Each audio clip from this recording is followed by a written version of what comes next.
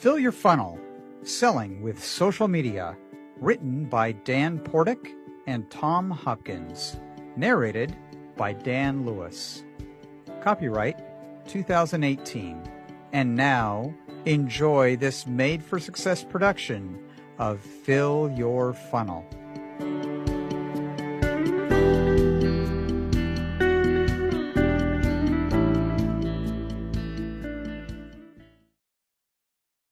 Introduction. Nearly every time we go online, we are bombarded by varying strategies to gain our attention. Most internet sites are filled with more information than we need, and some try to catch our attention with pop-ups and the like. Some sites even use tracking or remarketing tactics that follow us wherever we go online. Even when we log on to our own social media accounts, we're pulled this way and that by purposefully aimed distractions. These appear in the form of ads and notices. Some are from the social media platforms themselves, advertise with us. Others are from their advertising partners or clients. Even when there are no specific ads, those platforms continually suggest other people and companies we might want to follow or with whom they recommend we connect based on our own interests and posts.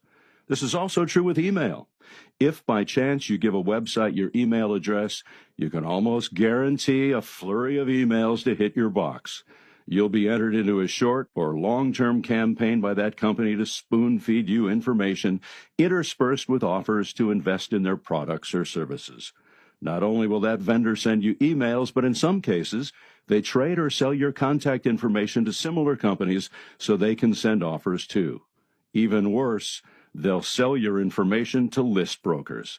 Those list brokers will in turn resell your information many times over. It's no wonder we've become a society of people with short attention spans. Everyone wants it.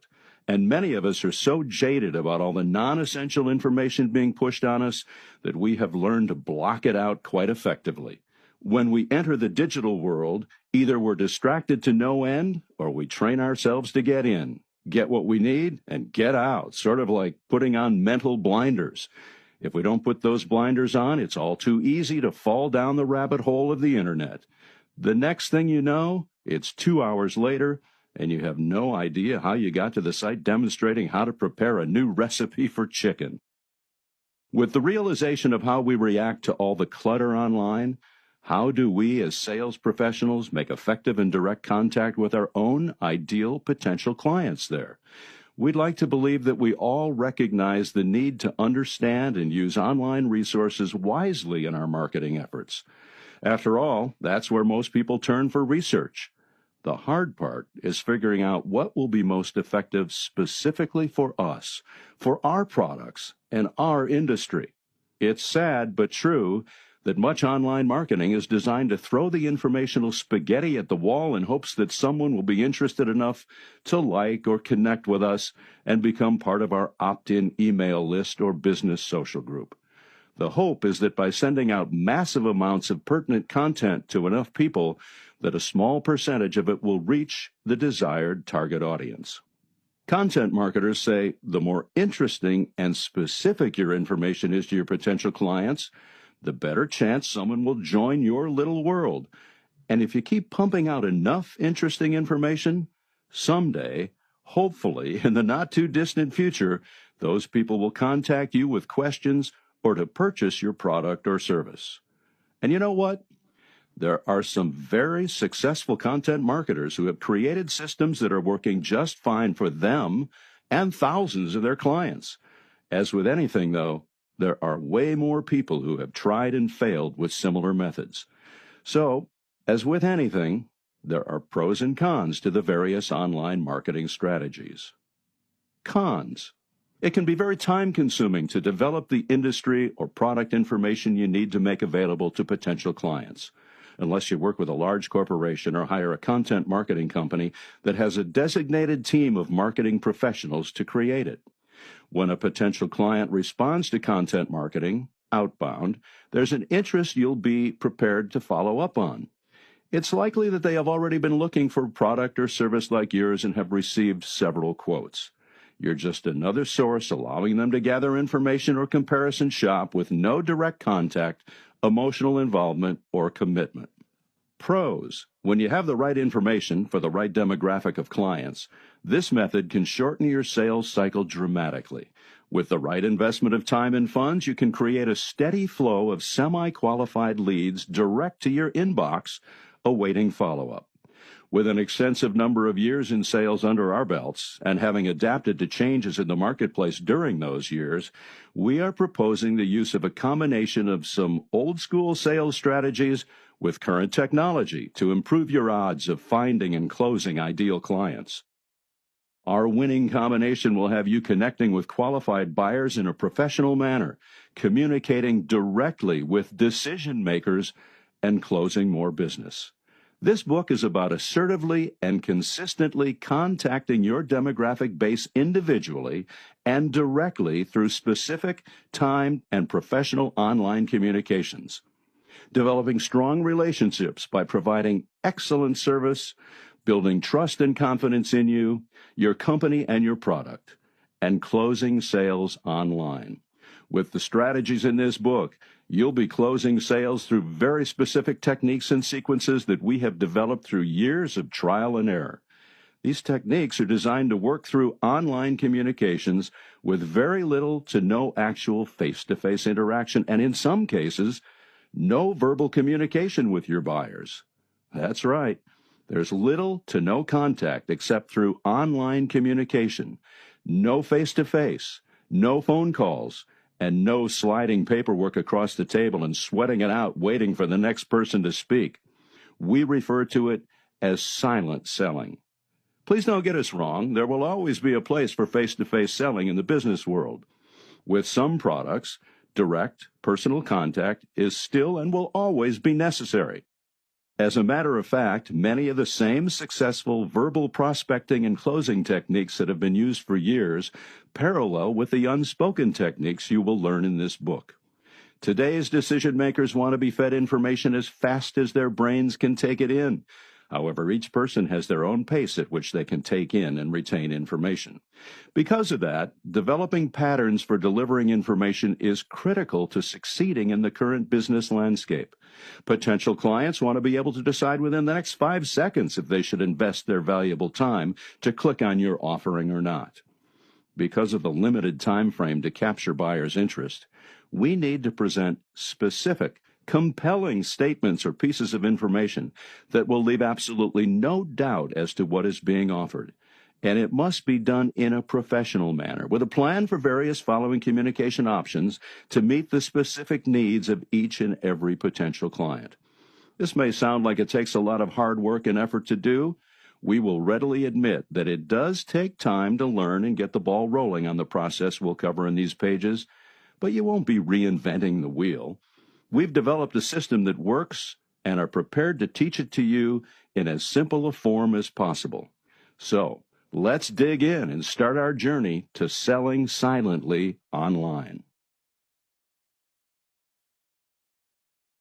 Chapter 1. Get the right mindset. With any new endeavor, it's important to approach it with the right mindset. You must be open to taking in new information and trying new things. Even when approached with excitement, new things can be uncomfortable at first. That's perfectly normal. Your goal is to strive for a new normal that includes the endeavor of prospecting and selling via social media platforms and email. Because it's important to understand the whole of the concepts being presented in this book, we recommend that you read it all the way through at least once before beginning to apply the strategies. You'll want to understand the parts to the system before making a commitment to using the whole. Please note that there is a huge difference in the amount of success you'll achieve when you make a commitment to something versus skimming the general thought process or theory. As with any strategy, it won't be 100% perfect. If there was a system that was 100% perfect, everyone would use it, and it would quickly lose its effectiveness. However, we've proven the strategies in this book to be successful in our own businesses. They have worked as we are reaching out to new potential clients, generating qualified leads, and growing healthy business relationships. Depending on your type of product and type of client, this system could start bringing you results today, or it might take a few months. Your success rate will be dependent upon the amount of effort you're prepared to invest in applying the system. Also, accept the fact that it won't work with every potential client. In no other field besides sales is it more evident that no two people respond to an offer in exactly the same manner. However, we hope you'll be pleasantly surprised at the number of folks who may have previously been hard to reach who will now respond to you. Let's begin by stating that this is not a get-rich-quick strategy.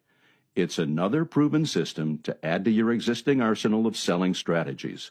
Just like a baby learning to walk, you may spend a bit of time being frustrated and getting it going, but also like those babes, when you remain persistent and learn from each challenge, you'll get where you want to go.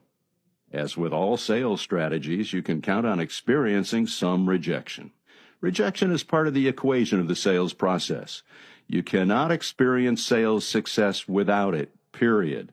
The only difference with online rejection is that it's more like a cyber cold shoulder. Some of the people you contact will simply ignore you. Other potential clients might block you from their email contacts, and you won't even know it for a while. Or an email filter may mistake your message as spam and prevent it from ever reaching your intended target. It happens. Sales is a numbers game. The more ideal candidates you reach, the more likely you'll achieve success. And through social media, it's easier than ever to search out those in your ideal demographic. The point of this book is to turn the numbers in your favor. Never be afraid to tell anyone about what you offer. When you believe in your product and the benefits it provides, it's your obligation to share your knowledge of it with every qualified buyer with whom you can connect. Are you selling the right product? Somewhere between working in my own advertising agency for 20 years and launching my new companies, my wife strongly suggested that it would be a good idea to get a sales job with another business. After much deliberation, I went online and got a job with someone else's advertising agency. Since I felt I knew how to close sales and had done it all my life, I thought this would be a piece of cake. It wasn't. During a period of about 3 years, I worked for 3 different companies as a salesperson. I set appointments with some of the biggest businesses in the world, but could not sell anything. No matter how hard I tried, I couldn't close my way out of a paper bag. Even worse, I couldn't figure out why. However, the minute I took the chance and went back into business for myself, I started closing sales. I closed sales literally from the first day I opened the business. Want to know why I couldn't sell with those other companies? The primary reason was because I didn't believe in what I was selling, and my buyers could tell. Once I believed in my own product, all the rest fell into place. Business got a whole lot easier and became way more fun. Only sell what you are proud of and believe in. If you don't, it'll show. Your buyers will sense it and they'll move on to another product or service and salesperson who does believe in the benefits of what they offer. Not all the people you feel are qualified buyers will think your product qualifies to meet their needs. That's why the field of selling exists. Your whole purpose for being as a sales professional is to educate buyers so they realize that the value of owning the benefits of your product is greater than the value of keeping their money. It's really that simple. Social media platforms are wonderful tools for educating people on the benefits of our products in small bites, just the way most of us have come to want our information, Twitter-sized. Each platform has its strengths and, as we'll cover in Chapter 2, its nuances. It'll be important for you to understand and use each accordingly. Fear in selling. The profession of selling isn't for the faint-hearted. There will always be fear in sales, your fear and the buyer's fear. You will fear saying the wrong thing and then having to live it down or to live up to it. You fear offending potential clients in some way. You fear losing face with your loved ones about how good you are at selling. You fear not being able to earn the income you need or want. There's even a fear of success. That's right. Some people can't handle success any better than they can handle failure. They worry about the added work and responsibilities involved in great success. Those fears may not be real, but they seem real.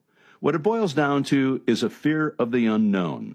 Sadly, most folks would rather stay in their comfort zones, even if they struggle there, than step outside those zones to achieve potentially great success. We hope you're not one of those people, because serving more clients and earning the higher income those sales generate is very, very rewarding. To help you serve your buyers better, let's review their fears. Buyer fears include being lied to, making poor decisions, losing or wasting money, or owing money. These are general fears. Some of your clients will have others. It's your job to ferret them out and help buyers overcome them. This has to happen before they'll get comfortable enough with you to make a decision. The role of the sales professional is one of eliminating fears, so buyers will open their minds to making buying decisions that are truly good for them. The most important phrase in that last sentence is good for them. Every sale is good for you, isn't it? You sell. You earn income. If you want to earn a great income, focus on helping buyers make decisions that are good for them. If the decision isn't good for them, what does that do to your relationship with them? What happens to your reputation? Ugly things.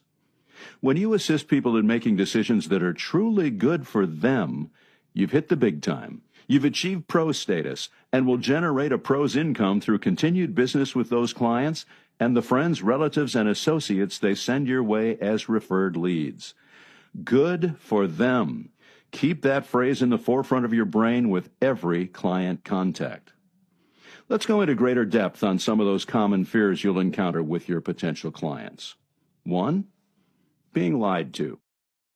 Let's face it, the stereotype of the salesperson isn't a very positive one. On television and in the movies, salespeople are typically portrayed as being pushy, aggressive, and saying whatever it takes to make the sale. Yes, this includes lying to buyers. Sadly, the good guys in sales don't make compelling characters. Because of that, we enter every sales process having to break down the buyer's preconceived notions about us. We have to prove ourselves every step of the way, not just demonstrate our product's benefits, but prove ourselves. We have to say what we're going to do, then do it. Then we sometimes even have to point out to the buyer that we did it. All this is to break down sales resistance and build trust. People won't buy from you if they don't trust you. End of story.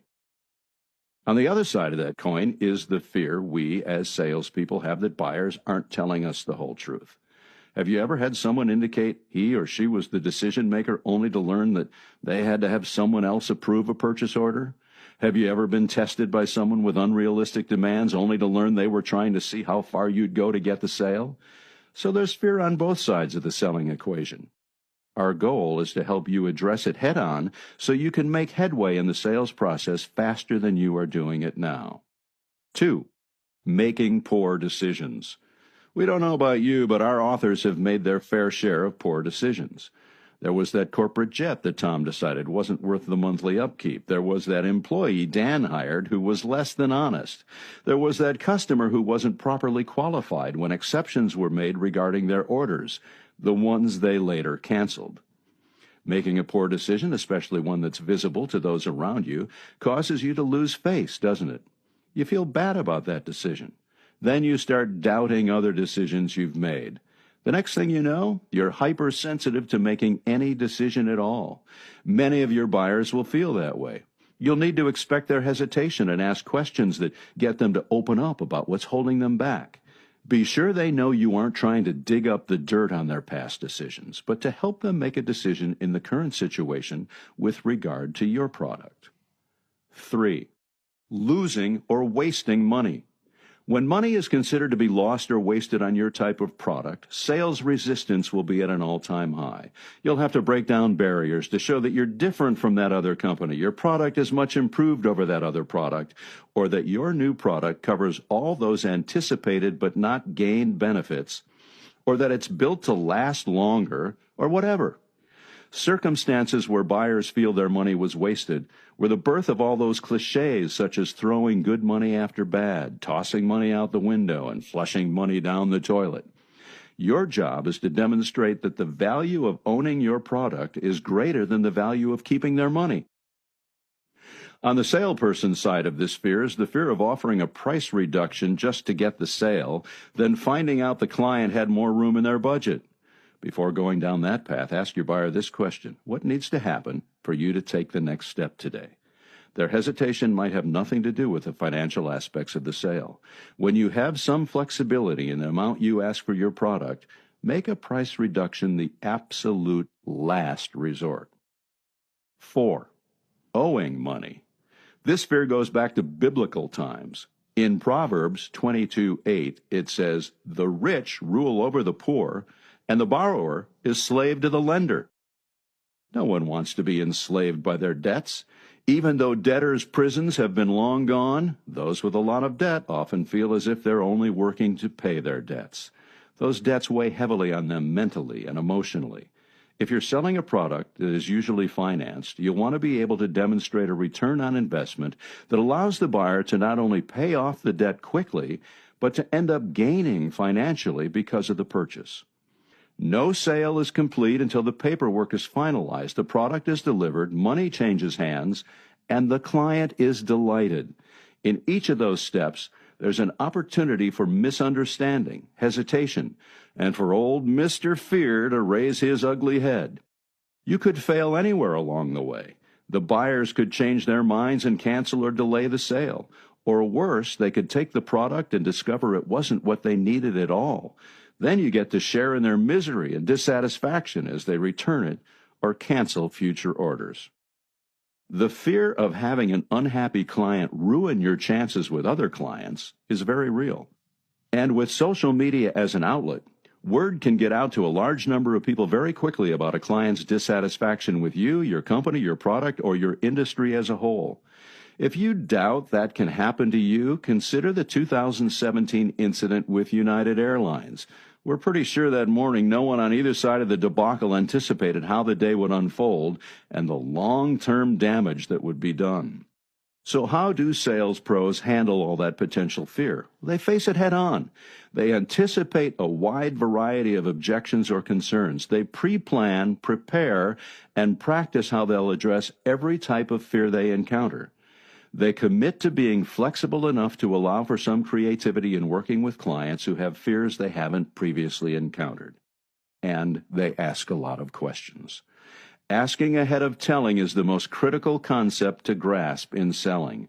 The person who is asking the questions controls the direction of the conversation, and when their questions get answered, they gain new knowledge that will help them figure out how to meet the needs of their buyers. This is consistent in both online and offline selling.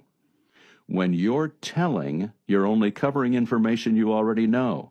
When you ask questions and get your potential clients to communicate their thoughts, needs, and concerns, you're gaining new knowledge. That new knowledge will help you determine what direction to go next in your communications.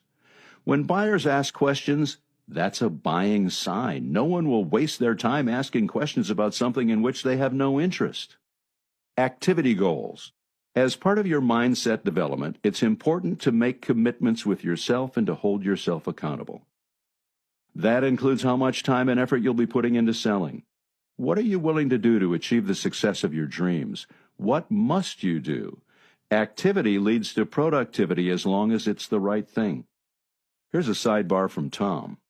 Early in my sales career, I would leave my home early in the morning and return late in the evenings.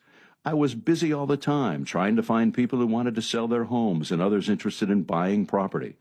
It wasn't until I started analyzing the results I was getting that I understood how much time I was wasting being busy at tasks that didn't lead to listings or sales. I decided that I needed to focus and created what I called my daily activity graph. It was a list of activities that led to actions being taken by potential clients or further communications with them. I assigned points for each activity I completed. These included such things as contacting a for sale by owner, knocking doors, setting or going on listing appointments, getting new leads from open houses, sending thank you notes or other information specific to listing or selling property. I was motivated to accumulate a certain number of points each day because I knew they were for activities that led to business. Anytime I felt myself starting to slump, I would look back at my activity. It never failed that when I let myself get away from doing those productive activities on a regular basis, my production slowed. That super simple chart made all the difference in the results I was getting. You're welcome to take a look at it or download on the resources page of my website. www.tomhopkins.com. Use it as is or as a template to create your own. In our online system for generating sales, it's important to set goals for the amount of time you'll invest in researching potential client companies and decision makers. Set goals for the number of new contacts you'll make monthly, weekly, daily. How many emails will you send monthly, weekly, daily to new potential clients? How much time will you commit to following up on leads generated by your efforts? Another goal would be for time invested in developing the right information for your initial contacts. Give it some serious thought now and then revisit your plans after you finish reading this book and testing the system. Some aspects may take you longer to wrap your head around or to customize to your specific audience. Goals that excite you, ones that you'll work hard to strive for, are best. Set goals that make you stretch. Anything less is just a to-do list. Some sales pros find it helpful to choose a magic number for themselves and make that number part of an internal mantra that keeps them moving forward when those inevitable rejections that we mentioned earlier arise. Many sales pros set goals for each day and what they'll do after a rejection. These might include 10x. They'll make 10 more calls after each rejection. 10x is the foundation of success taught by Grant Cardone. The Great 8, generate 8 leads per day, email 8 new contacts. The Magnificent 7, 7 leads, 7 new emails, 7 follow-ups daily. Triple Threat, 3 more contacts after every rejection. You can mix the activities up as well. 8 leads, 7 follow-ups, 3 contacts after a rejection. Choose activity goals that feel challenging but not overwhelming and make a commitment to them. Once you develop your goals, put them in a place where you can see them all the time. Make them part of the background of your computer or phone screen. Place them on the mirror in your bathroom. Add a sticky note to your bank card so you'll see your goals every time you pull it out. Tape your goals to the dashboard of your car, but don't read them while driving. The more impacts those goals make on your brain, the more power your subconscious will give them. With that added power, you'll find more opportunities for success, and you'll have greater will toward the achievement of your goals versus allowing yourself to backslide into old, less productive habits. Pre-plan everything. Most salespeople have upbeat, enthusiastic attitudes. They're excited about what they get to do every day. They love meeting people. They love their products. They love selling. Unfortunately, enthusiasm won't get far without knowledge and preparation. This is where pre-planning comes in. Strong businesses adhere to specific strategies for success. One such strategy is to set agendas for meetings. Agendas help focus energy and thought. They are used to gain knowledge, make wise decisions, and direct efforts. Agendas are built on goals. They're used to help you plan the how of achieving your goals.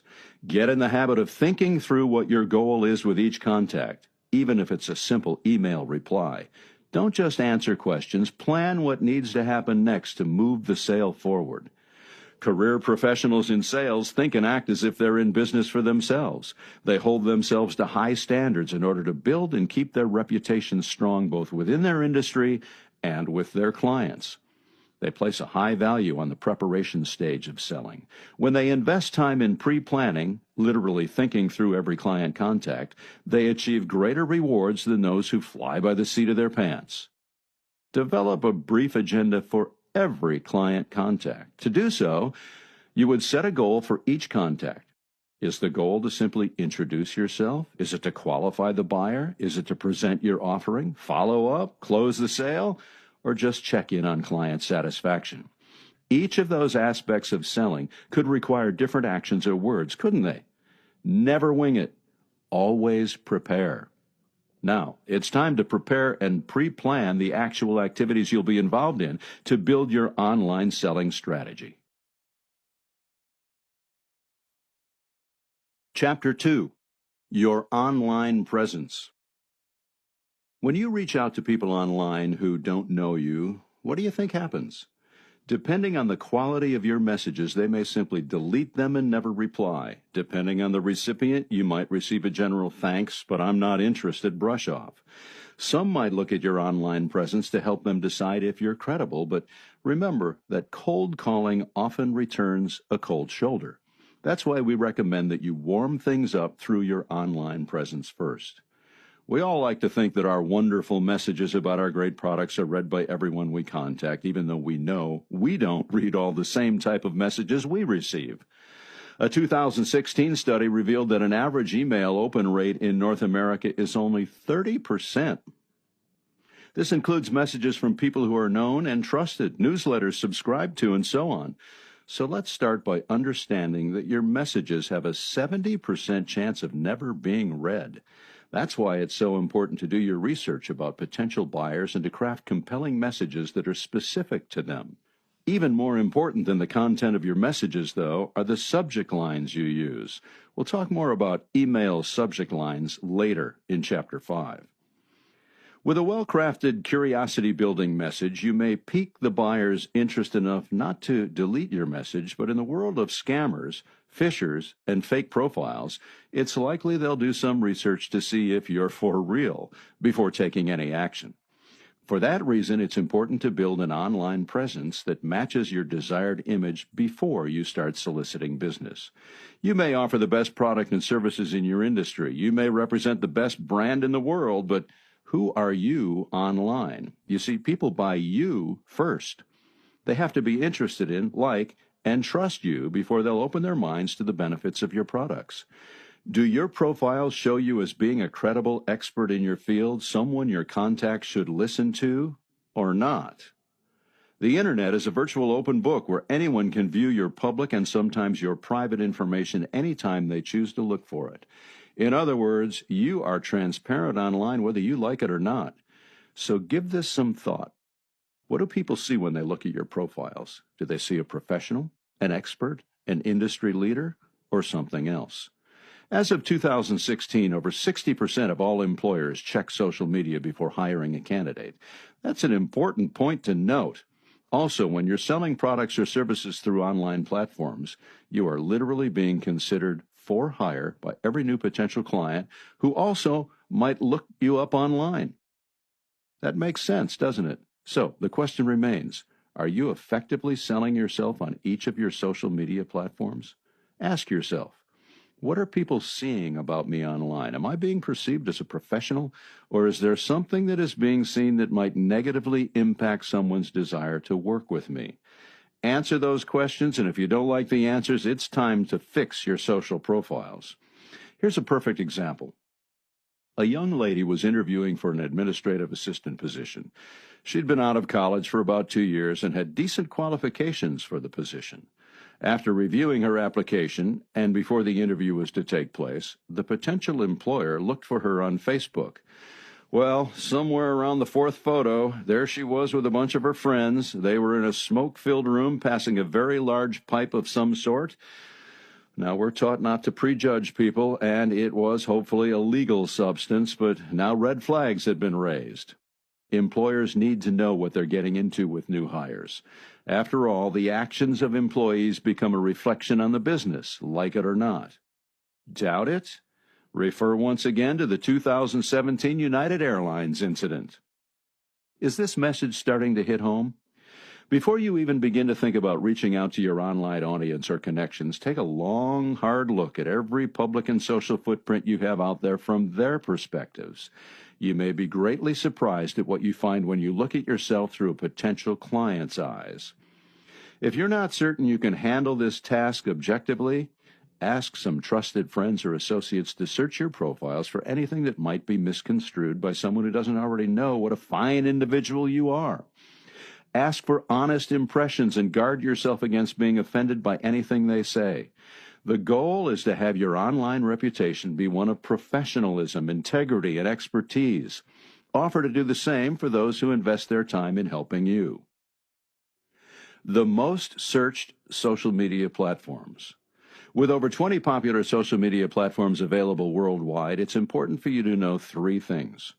Which platforms your ideal candidates for business use, which platform employers and potential clients use to search for information on your credibility and expertise, how to properly and effectively use the platforms your clients use. You may be a big fan of Instagram and be very comfortable using it to communicate with others. However, depending upon the type of business you represent, your best clients might be found on LinkedIn, Facebook, Twitter, or another platform. Not having a presence on those other platforms could hurt your chances of doing business with great clients. You simply won't be found, and by not having an account with those platforms, you won't be able to reach out to your client demographic on it. When you think about finding leads for businesses on social media, it's just like fishing. You must fish where the fish hang out. Take a look at the demographic of those using each platform before choosing where you create your presence. As of the writing of this book, Facebook is the leader in popularity when it comes to social media platforms.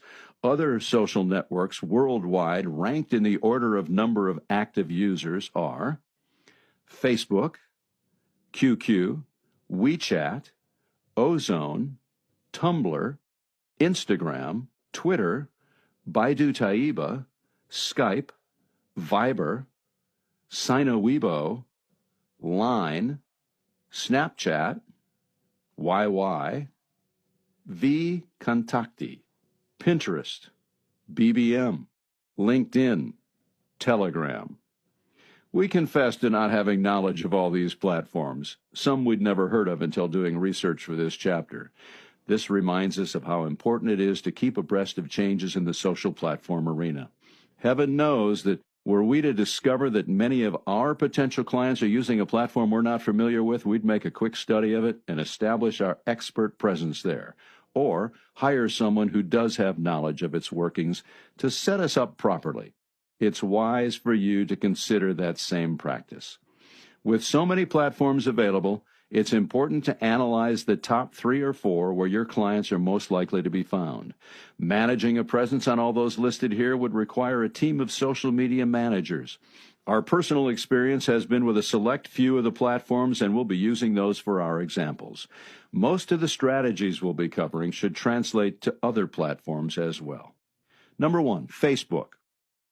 According to whatis.com, Facebook is a free social networking website that allows registered users to create profiles, upload photos and videos, send messages, and keep in touch with friends, family, and colleagues. The site, which is available in 101 languages at this writing, includes public features such as Marketplace, allows members to post, read, and respond to classified ads. Groups, allows members who have common interests to find each other and interact. Events, allows members to publicize an event, invite guests, and track who plans to attend. Pages, allows members to create and promote a public page built around a specific topic.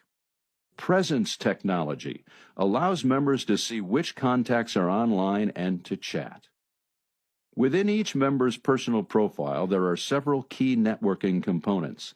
The most popular is arguably the wall, which is essentially a virtual bulletin board. Messages left on a member's wall can be text, video, or photos. Another popular component is the virtual photo album. Photos can be uploaded from the desktop or directly from a smartphone camera. There is no limitation on quantity, but Facebook staff will remove inappropriate or copyrighted images. An interactive album feature allows the members' contacts, who are generically called friends, to comment on each other's photos and identify or tag people in the photos. Another popular profile component is status updates, a microblogging feature that allows members to broadcast short Twitter-like announcements to their friends. All interactions are published in a news feed, which is distributed in real time to the members' friends. Do you have a Facebook profile? Do you use it strictly for personal communications? Facebook personal pages are usually used that way personally. If that's the case with you, it's wise to limit who can see that profile to your close friends and family. Be cautious about who you include in your list of accepted friends.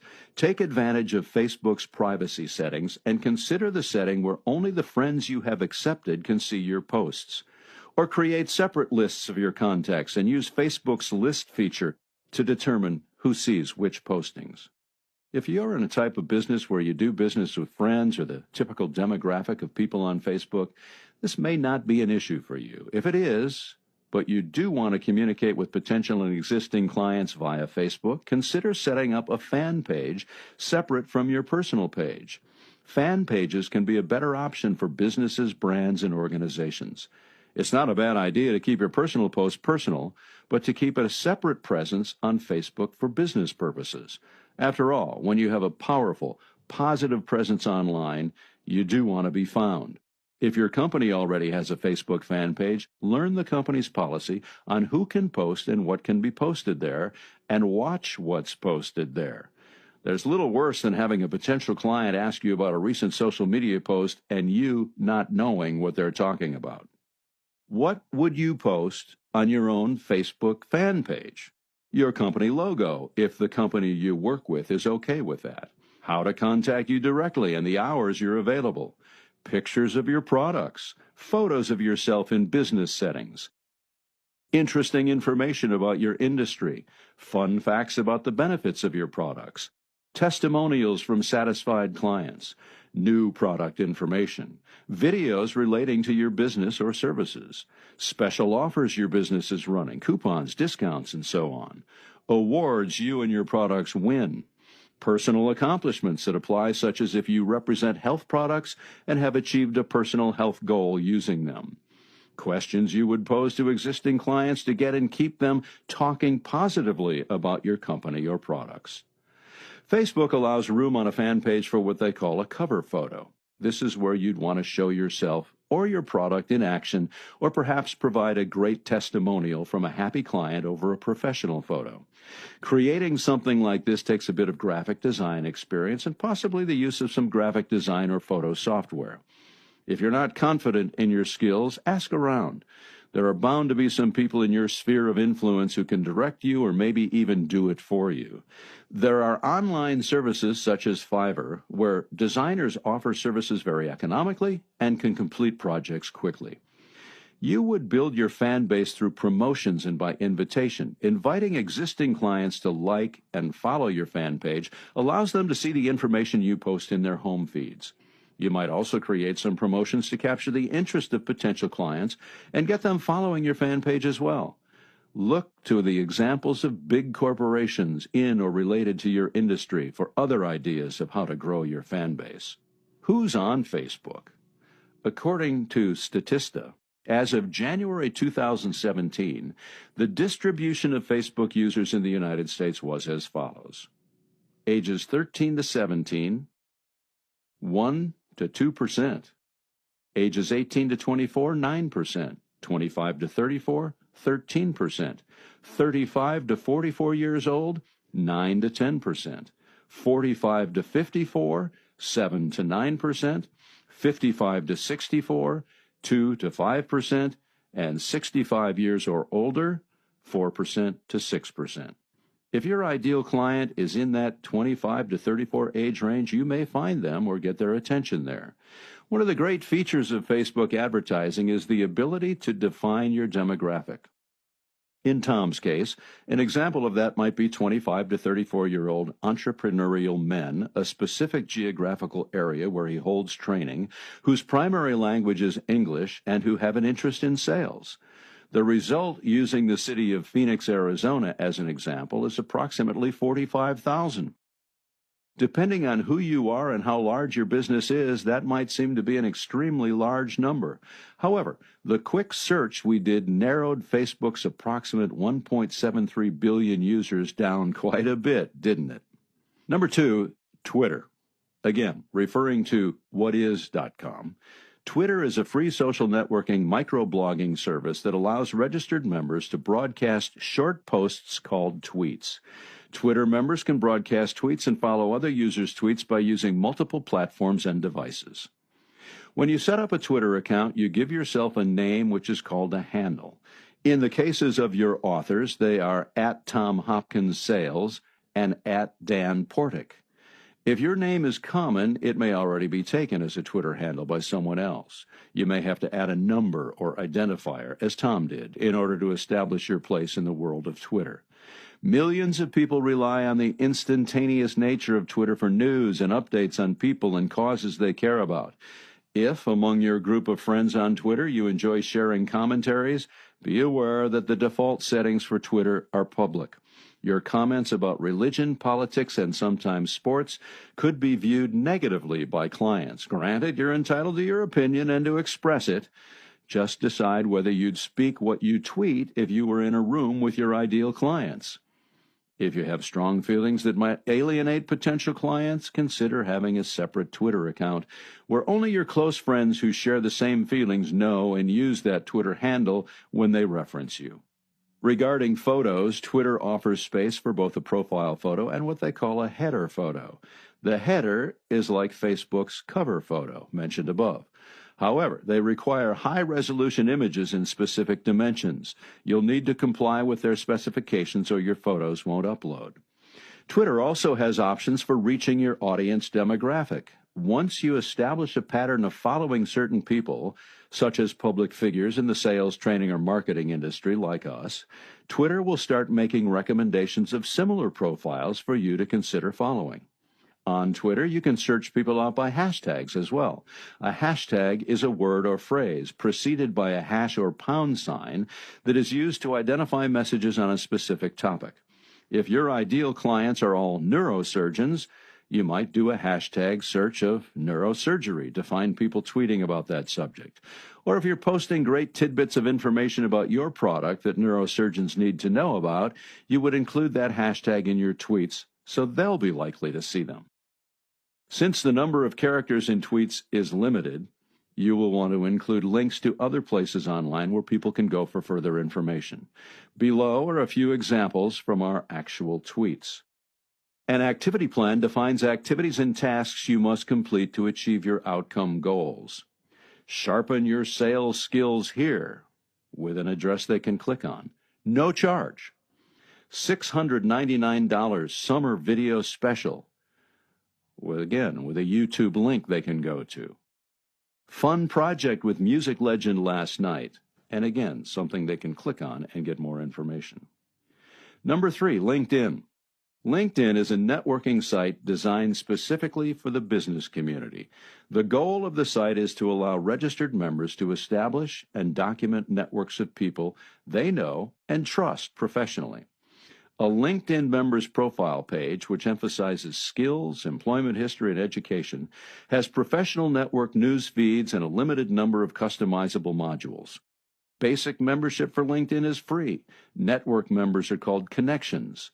Whatis.com says, "This is where you'll make money with business-to-business sales when you do LinkedIn well." While LinkedIn is an incredibly helpful tool for sales and business professionals, few use it well. Our experiences on LinkedIn were a big part of the initial conversation when we decided to write this book. We've both generated a lot of business through LinkedIn connections. A basic LinkedIn account is free. With it, you can do basic research on the other people and companies that have profiles. There are optional accounts available at this time for a fee that allow you access to additional features. Career plan you might use if you're looking for a new career opportunity. Business Plus plan allows you to grow and nurture your network beyond the basic level.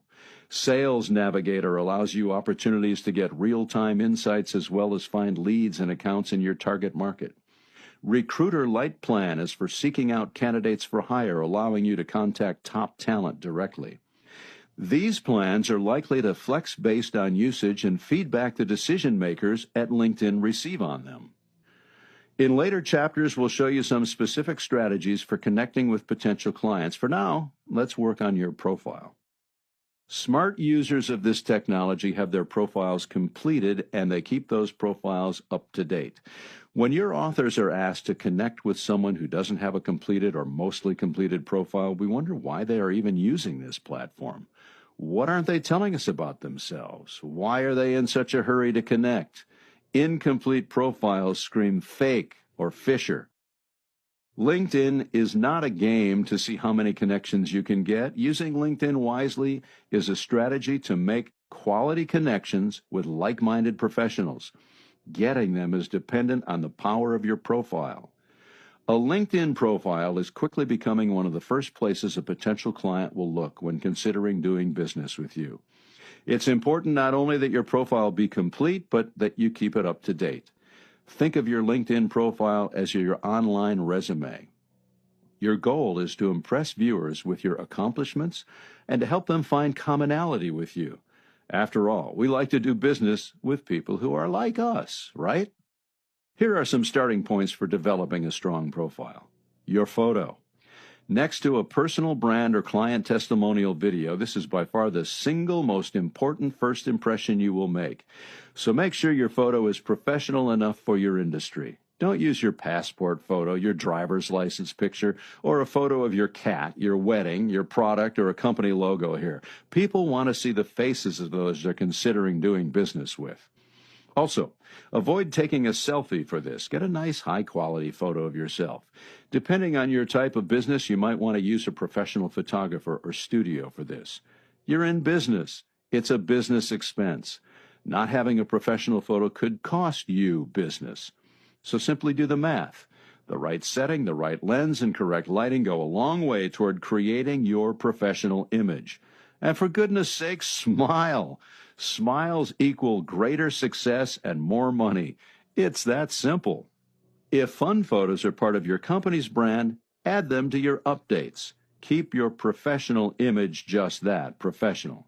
Note that LinkedIn has a space at the top of your profile for you to add what's called a background photo. This is an ideal place to put your personal motto or your company's slogan and your direct contact information. LinkedIn provides a template showing the dimensions for their background photo. If you're not particularly talented with graphics, consider hiring someone to design this for you. Through a resource such as Upwork or Fiverr, you can get this done quickly, professionally, and economically. Here's an important point. Before you upload your picture to any social network, name it.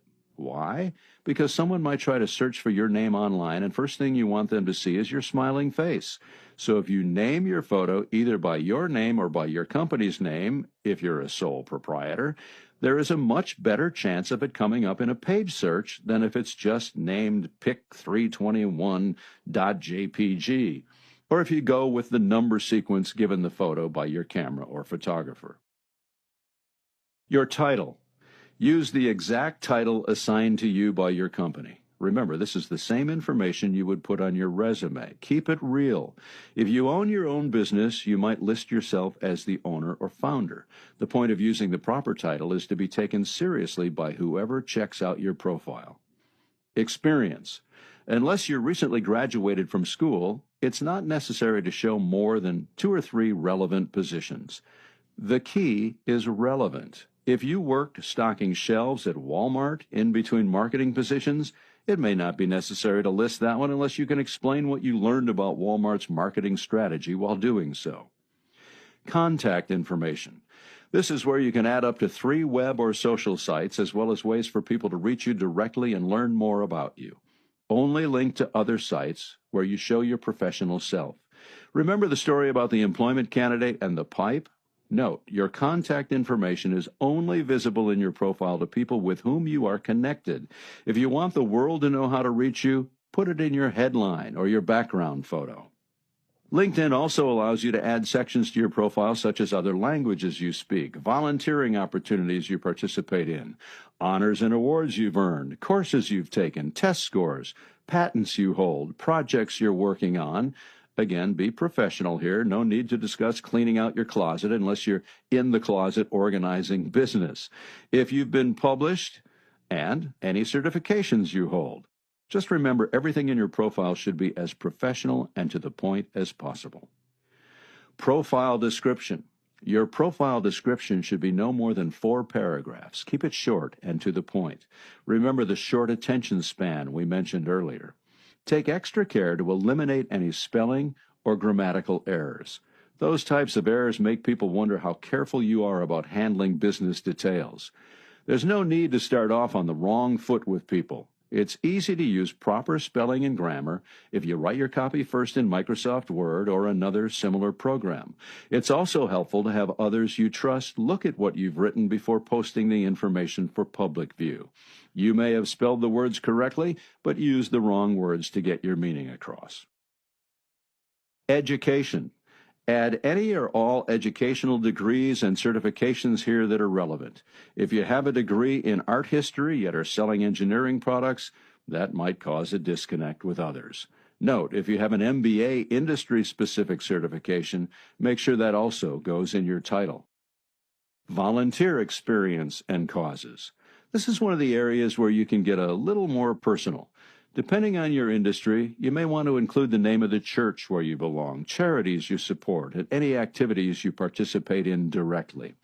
We live in a world where people need help and often ask for help. By showing that you care, you might inspire others to do the same. It could be those reading your profile have never heard of an organization you support, and it's something they might get behind as well. This section of your profile gives you the opportunity to make public your favorite charity or cause. This is not an area in which to be vain or self-centered. As a matter of fact, there is no room on LinkedIn or in any of your online profiles for self-centered information. There is a fine line between being confident and being cocky. Don't make the mistake of coming across as being vain. However, if you have met the president of your company or the inventor of your product, go ahead and post those images. They're relevant. Skills and expertise. In this area, you list skills for which others can endorse you. The more people who endorse you, the more credible you will be perceived by your potential clients. Recommendations also help with search rankings. Endorsing is done by simply checking a box. Anyone in your contacts can do it without any type of permission needed. It's just another way of building your reputation. The quickest and easiest ways to get endorsements is to give endorsements. Once someone sees that you endorse them, it opens the opportunity for them to do the same for you. This is called the law of reciprocity. Interests. Here you list any personal interests that could be used as common ground with potential connections. Boating, fishing, running, golf, and travel are examples. Stay away from things that might be construed as negative or non-productive. For example, you wouldn't list bar hopping as a hobby. Remember, this is about your professional image online. We highly recommend that you add the customer testimonials and recommendation sections to your profile. When you have satisfied clients or build satisfactory business relationships, those who were involved are very likely to be willing to tell the world about it via your LinkedIn profile. You simply need to ask directly and professionally. Mary, now that you've become a satisfied client, you wouldn't mind making a quick recommendation of our product and the level of our service we provide, would you? We can do it quickly right now if you'll just log into your LinkedIn profile. You want to encourage them to do it immediately. Don't ask and then move on to another topic. They'll forget it. If for some reason they can't do it just then, send them a reminder message inside LinkedIn. They'll see it the next time they log in. This can also be created in the form of a professionally developed customer testimonial video that can be uploaded to your profile. We speak more to this later in the book. Recommendations. This is a very important area within LinkedIn. This is where customers and associates can provide references. Here you want professional individuals to give you honest praise. Keep in mind, just like endorsements, the best way to get a recommendation is to give a recommendation to someone else first. Projects. There's also an area where you can describe specific projects that you worked on, when you worked on it, as well as individuals and associates with whom you have worked. You can also add a description of what the project was and exactly what your contribution was as it relates to your specific skill sets. Groups. This is an area where a customer can see what groups you belong to on LinkedIn. Be selective here. Don't join a bunch of groups just because. Join groups specific to your industry and the industries where you find your ideal clients. Then participate in those groups. Read, like, comment on, and share the information provided there. You'll want to place some appropriate posts there yourself to help build your credibility as an expert in your field. Following. This is an area that shows what companies you are following within LinkedIn. If you're hoping to connect with leadership at a prominent company, follow them. Let that little icon appear on your profile. When someone else at that company looks at your profile, that will be noticed. Updates. You can post updates on LinkedIn and share them with the public plus your Twitter account, or only your connections or groups. When shared with the public, you'd post general information about your industry or product. However, when posting to your connections, you would want to include information more specific to yourself. These people have agreed to connect with you because you have a shared interest. They'll want to share in your good news or achievements as well. Just keep the topics related to business. Number 4, Instagram. Instagram defines itself as a simple, fun, and creative way to capture, edit, and share photos, videos, and messages with friends and family. Sharing can be done either publicly or privately. What began as something fun for friends and family has evolved to a communication tool for celebrities and brands. Like Twitter, Instagram uses hashtags so users following a particular topic can connect with others that are similar. Brands have found the use of images of people using their products to be helpful in capturing the attention of the Instagram audience of hundreds of millions. As of this writing, Instagram is available in 33 languages. As with other forms of social media, if you're working for a company, check to see what their specifications or preferences are for representing their brand on Instagram.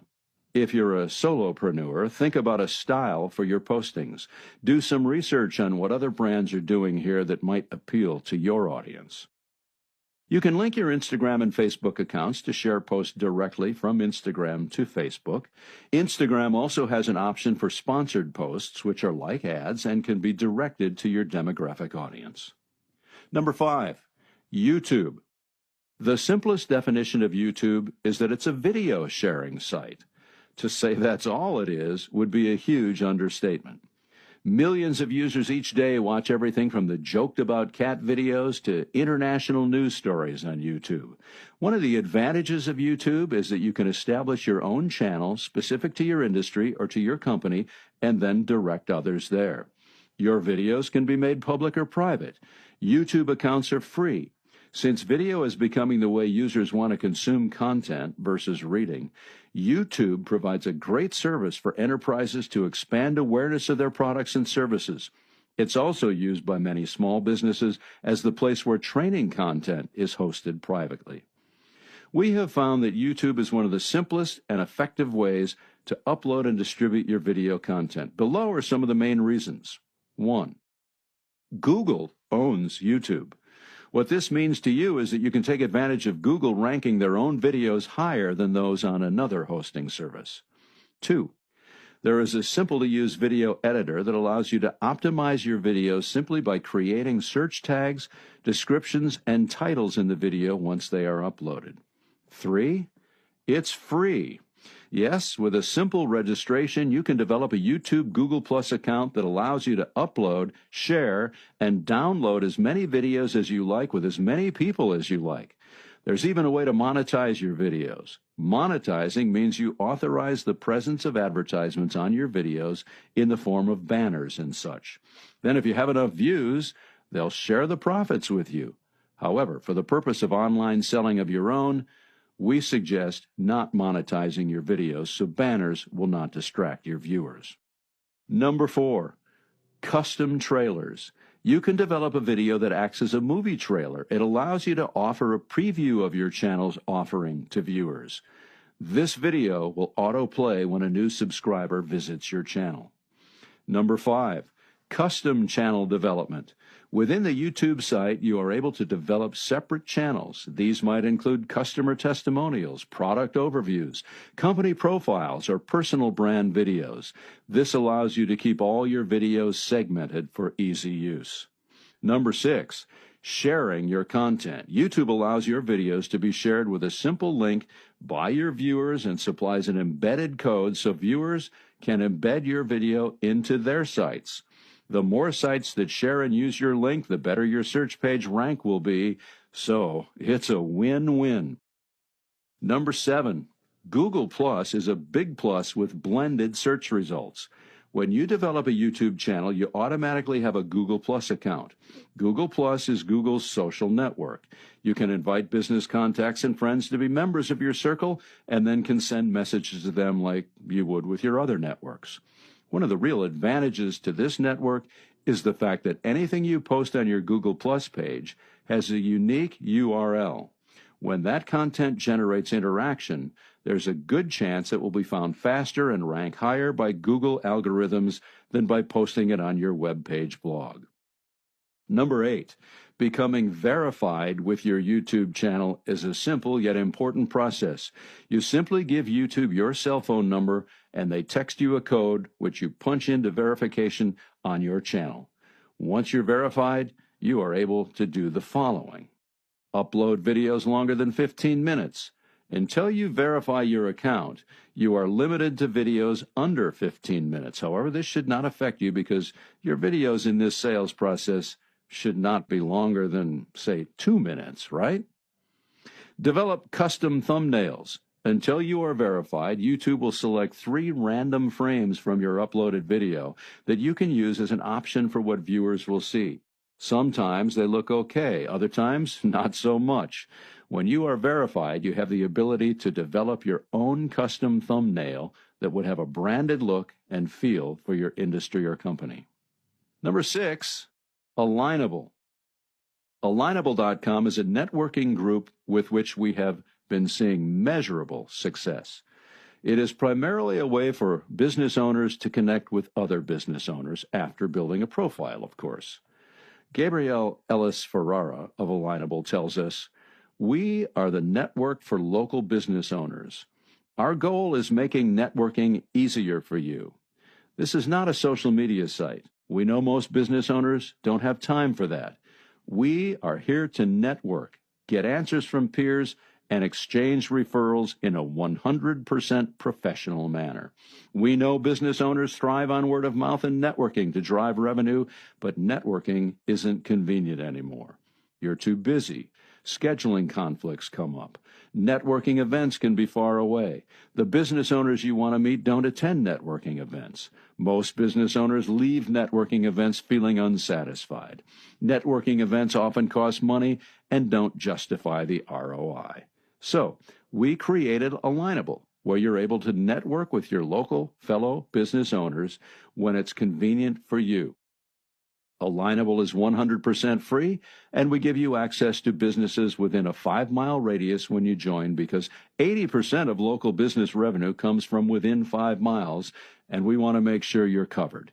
Success on Alignable means being a more efficient networker, increasing word of mouth, and generating referral opportunities.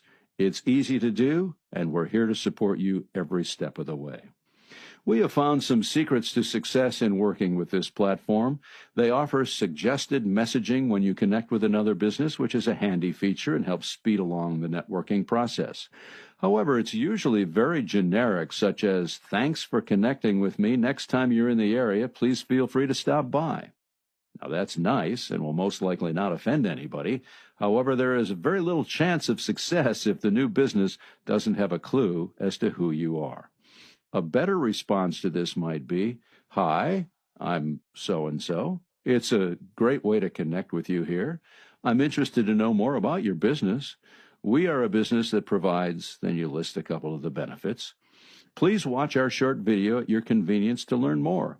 I'll touch base next week to connect on a deeper level." A suggested alternate closing sentence is this: "If after watching our video you feel there might be some interest in our product, I would be happy to pop in for a few minutes next week to introduce myself and see if there might be a fit. Let me know what works best for you." Depending on your product or service, you may want to pick and choose the most likely candidates for your offering. Just remember that networking is a two-way street. Be interested in how the other businesses might become vendors to you, not just clients of yours. Profile building. Building and updating your social media profiles is a continual activity. You won't likely make changes daily, but with each new accomplishment, each job promotion, every award earned, each new product launched, you'll want to let the world know by updating your information. Your social media profiles become your business card, website, and resume all rolled into one. Those profiles are the face that you should show the world of business. That's where you declare how you want to be recognized in your field of expertise. If you're in doubt about what a truly professional profile looks like, look up the profiles of recognized leaders in your industry. You might also consider attending a class on profiles offered by the various social media platform experts. Most are webinar style and offer links to recordings of the webinars if the timing of the live one isn't convenient for you. Yes, there are people out there who have expended a great amount of effort, research, and analysis in figuring out what works best on each platform. Some of those people specialize in the intricacies of a single platform and offer free advice on one hand and very specific marketing plans, for a fee, of course, on the other. Other experts speak to social media in general. Your authors do not declare to be experts on any single platform and are continually seeking out the current relevant advice from experts about our profiles as well. You're welcome to view the evidence of what we've learned to date on our social media profiles. We won't admit to achieving perfection, but are happy to offer our profiles up as examples. For Tom Hopkins, Facebook, Tom Hopkins Sales, tom.hopkins.142892. Facebook for Dan Portick, Budget Video Solutions. Twitter @Tom Hopkins Sales. Budget Marcom is for Dan Portick. LinkedIn, Tom Hopkins Sales Trainer, Dan Portick, Jamestown. Instagram, Tom Hopkins Sales and BBS Film Productions. For YouTube, Tom Hopkins Sales and Budget Video Solutions. Once you have your profiles completed satisfactorily, start sharing them everywhere. Add them to the signature line of your email messages. Add them to the back of your business cards. Include them with your contact information on proposals. The more ways people have to connect with you, the more likely it is that they will. Chapter 3. Finding the right buyers online. Defining your audience is the next important step in the selling process. Who is your target market? Do you know? If you don't, it's time to find out. Discovering who your target market is can be as simple as reviewing your list of current clients and finding the common ground among them. It can be as complex as hiring a marketing company to conduct focus groups to determine the type of person most likely to have an interest in your offering and the ability to make a buying decision. Harvey Mackay, author of Swim with the Sharks, teaches that early in his career, he developed a 66-question customer profile that included absolutely no information about the customer's use of his product. Rather, it covered 66 bits of information about the person who does the buying. At the time of its release, it was considered a novel approach. Today, it and variations of it have been adopted by many major sales forces. If you were to use Harvey's profile today, we'd suggest adding a question about which social media platforms the customer spends their time on. And we'd suggest breaking that down into which they use for business and which for fun. Then, further, we'd ask about what groups they have joined or who they follow. That information would tell us not only what our clients are interested in, but several paths where we might get their attention and the attention of other similar buyers. As mentioned in Chapter 2, if you discover that your potential clients use a social media platform on which you don't already have a presence, be prepared to take a crash course on how it works.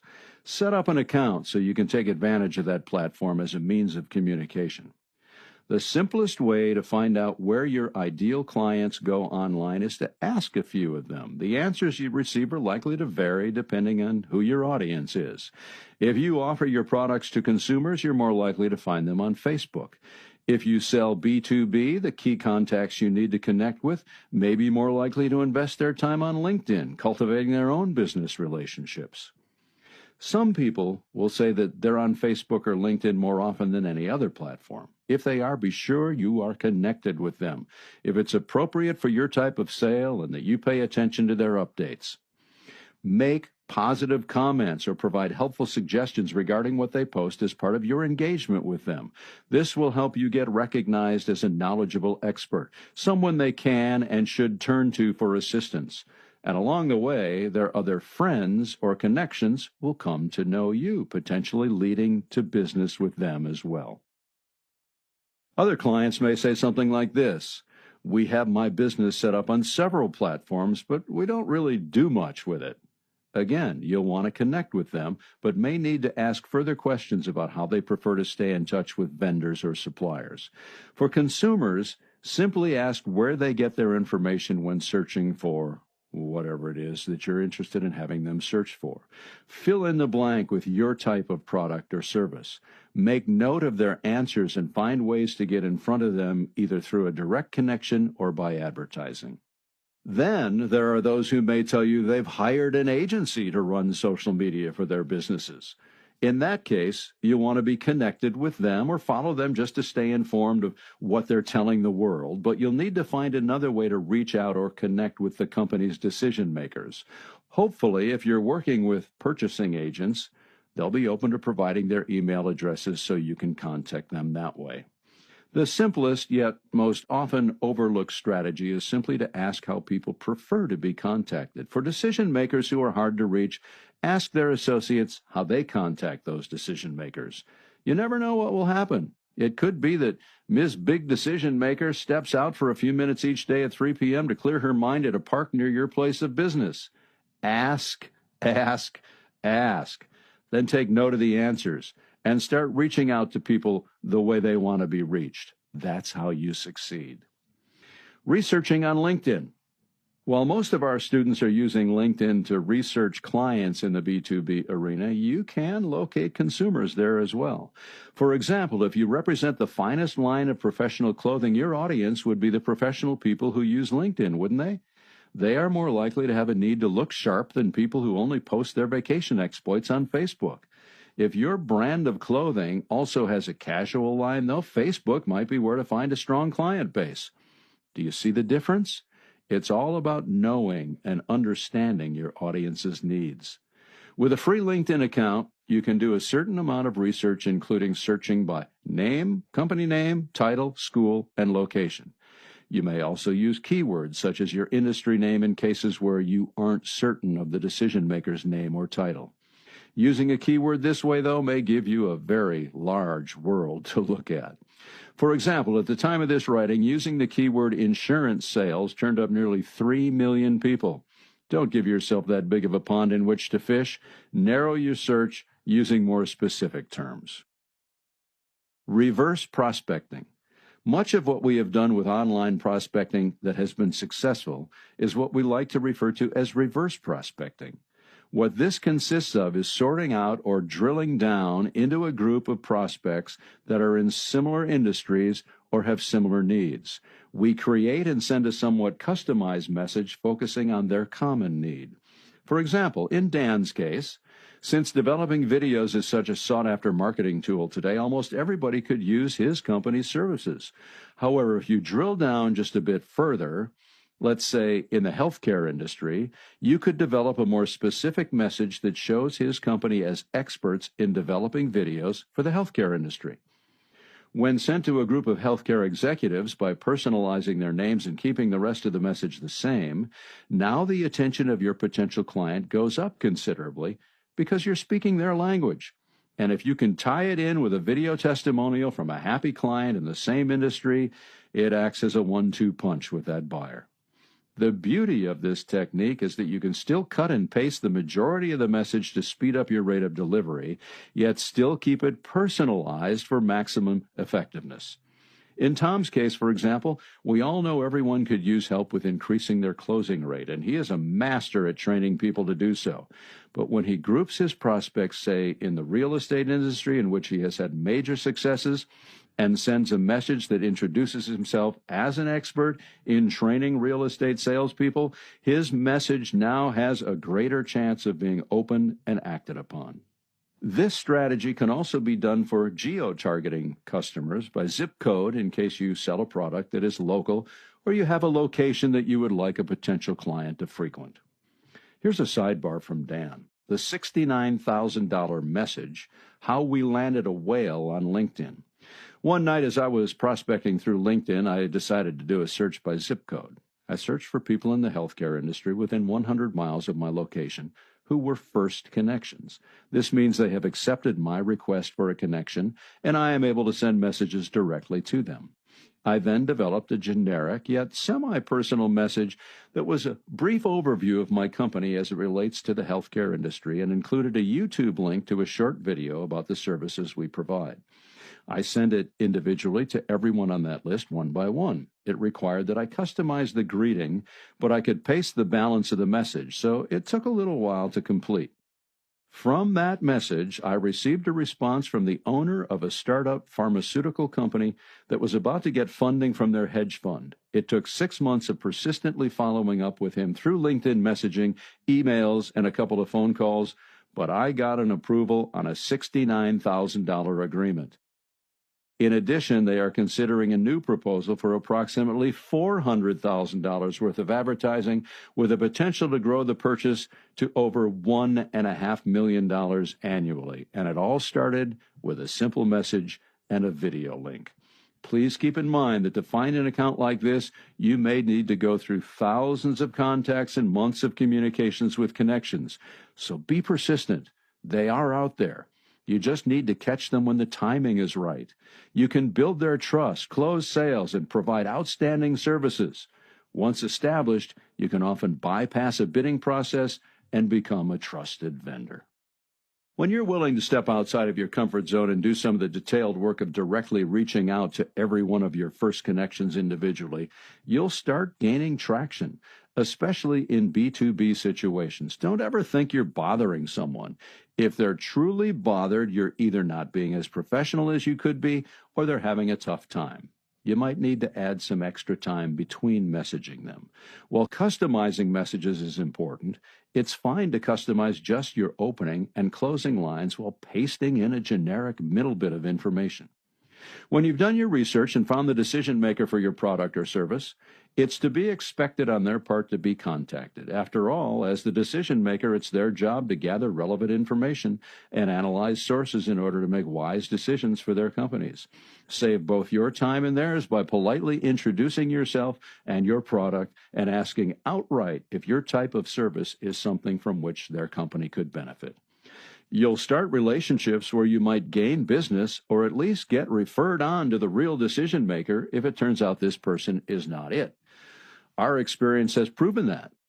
Secondly, a silent rejection via email or messaging makes a much lesser impact on your own self-esteem than a rejection you might receive in person. So it's a win-win situation for you. LinkedIn also offers various levels of paid accounts, as we discussed in Chapter 2. There are additional advantages and opportunities for doing research at the various levels. It's up to you to determine which is right for you. However, you certainly can begin making good connections with the free account. LinkedIn Groups. With your free LinkedIn membership, you can join and create groups. In those groups, you can join discussions that are already in progress and start discussions relevant to your business or industry. This is a way for people to find out who you are and what you do. You want to think about joining groups that have your target audience in them or who discuss subjects that relate to what you are selling. In other words, if you're selling software, you wouldn't want to join a group about automobile manufacturing unless your software is a key element in manufacturing automobiles. Invest some time researching the various groups on LinkedIn. You might find a treasure trove of potential clients all active in a single group. Again, this will depend upon your product. As an example, using our keywords again for insurance sales, in the groups category provided us with 236 groups. That number is certainly more manageable to research than the nearly 3 million individuals we found in insurance, isn't it? Still, it's not feasible that you can be a contributing member to hundreds of groups. You will want to need to be selective. Try contributing to and networking within a group or two initially. If you don't feel you're on the right track with that group, you can leave and join another. There's no rule that says you have to stay a member in any group unless it's one you've started and you are moderating. Even then, you can close the group if your efforts aren't paying off. LinkedIn groups provide a place separate from the masses where people with similar interests or in the same industry can share content, ask questions, post and view jobs, and establish themselves as industry experts. Some groups are closed, meaning you would have to request to join them. In those cases, moderators or group managers would most likely visit your LinkedIn profile to determine who you are and what you're all about before allowing you access to the group. Other groups are open and anyone can join. Beware that the open groups may have a high number of inactive members just by the nature of being an open group. People join with great intentions of participating, and then life or business gets in the way. Some of the most productive groups we've seen are those that are closed and heavily moderated. Anyone who is not constructively contributing to the group may be asked by the moderator to leave. Those who remain active in the group are more likely to form strong affiliations of trust. And you want to be trusted, don't you? There are all sorts of interesting groups on LinkedIn. Our best advice is not to join more groups than you intend to participate in. Participation is what's important here, not how many groups you can join. Be realistic and start out with just 2 or 3 to see how much of your time they require versus the rewards, interests, or leads that you would gain. If you want to establish yourself as an industry expert, starting your own group may be the way to go. Do some research on what makes a successful group within LinkedIn first. Don't start a group without a well-thought-out plan for attracting others to do it and for the information you'll post. You would follow LinkedIn's instructions for setting up a group, and then through research using keywords that appear to your ideal clients, start inviting others to join. Be prepared to post valuable insights several times each week and remain active when others post within the group. This is a two-way street. You don't just post and move on, abandoning the topic. The benefit of groups is to create a place where multi-party conversations take place on topics of interest to the group. Each person's comments should be acknowledged and appreciated if you want them to stay engaged. You want to give before you ask any of your group members about their needs in the hopes of doing business with them. When you're the group moderator, you'll need to establish standards for what can be posted. Otherwise, the group can become a free-for-all where outsiders could randomly post inappropriate or off-topic information. When that happens, your group loses its value to the members, and membership will fall off, and your reputation loses credibility. You'll also want to monitor comments that are added to posts. There are those less than professional people who will attempt to self-promote, including links on every comment. They will need to be reminded of the group purpose and possibly be removed from the group. When joining other groups, first and foremost, read the group rules, if any are posted. Some groups do not allow you to post ads, links, email addresses, or any type of direct or indirect promotional messages. Violating the rules of a group will subject you to removal. To participate in any group, check in on the conversations at least a couple of times a week.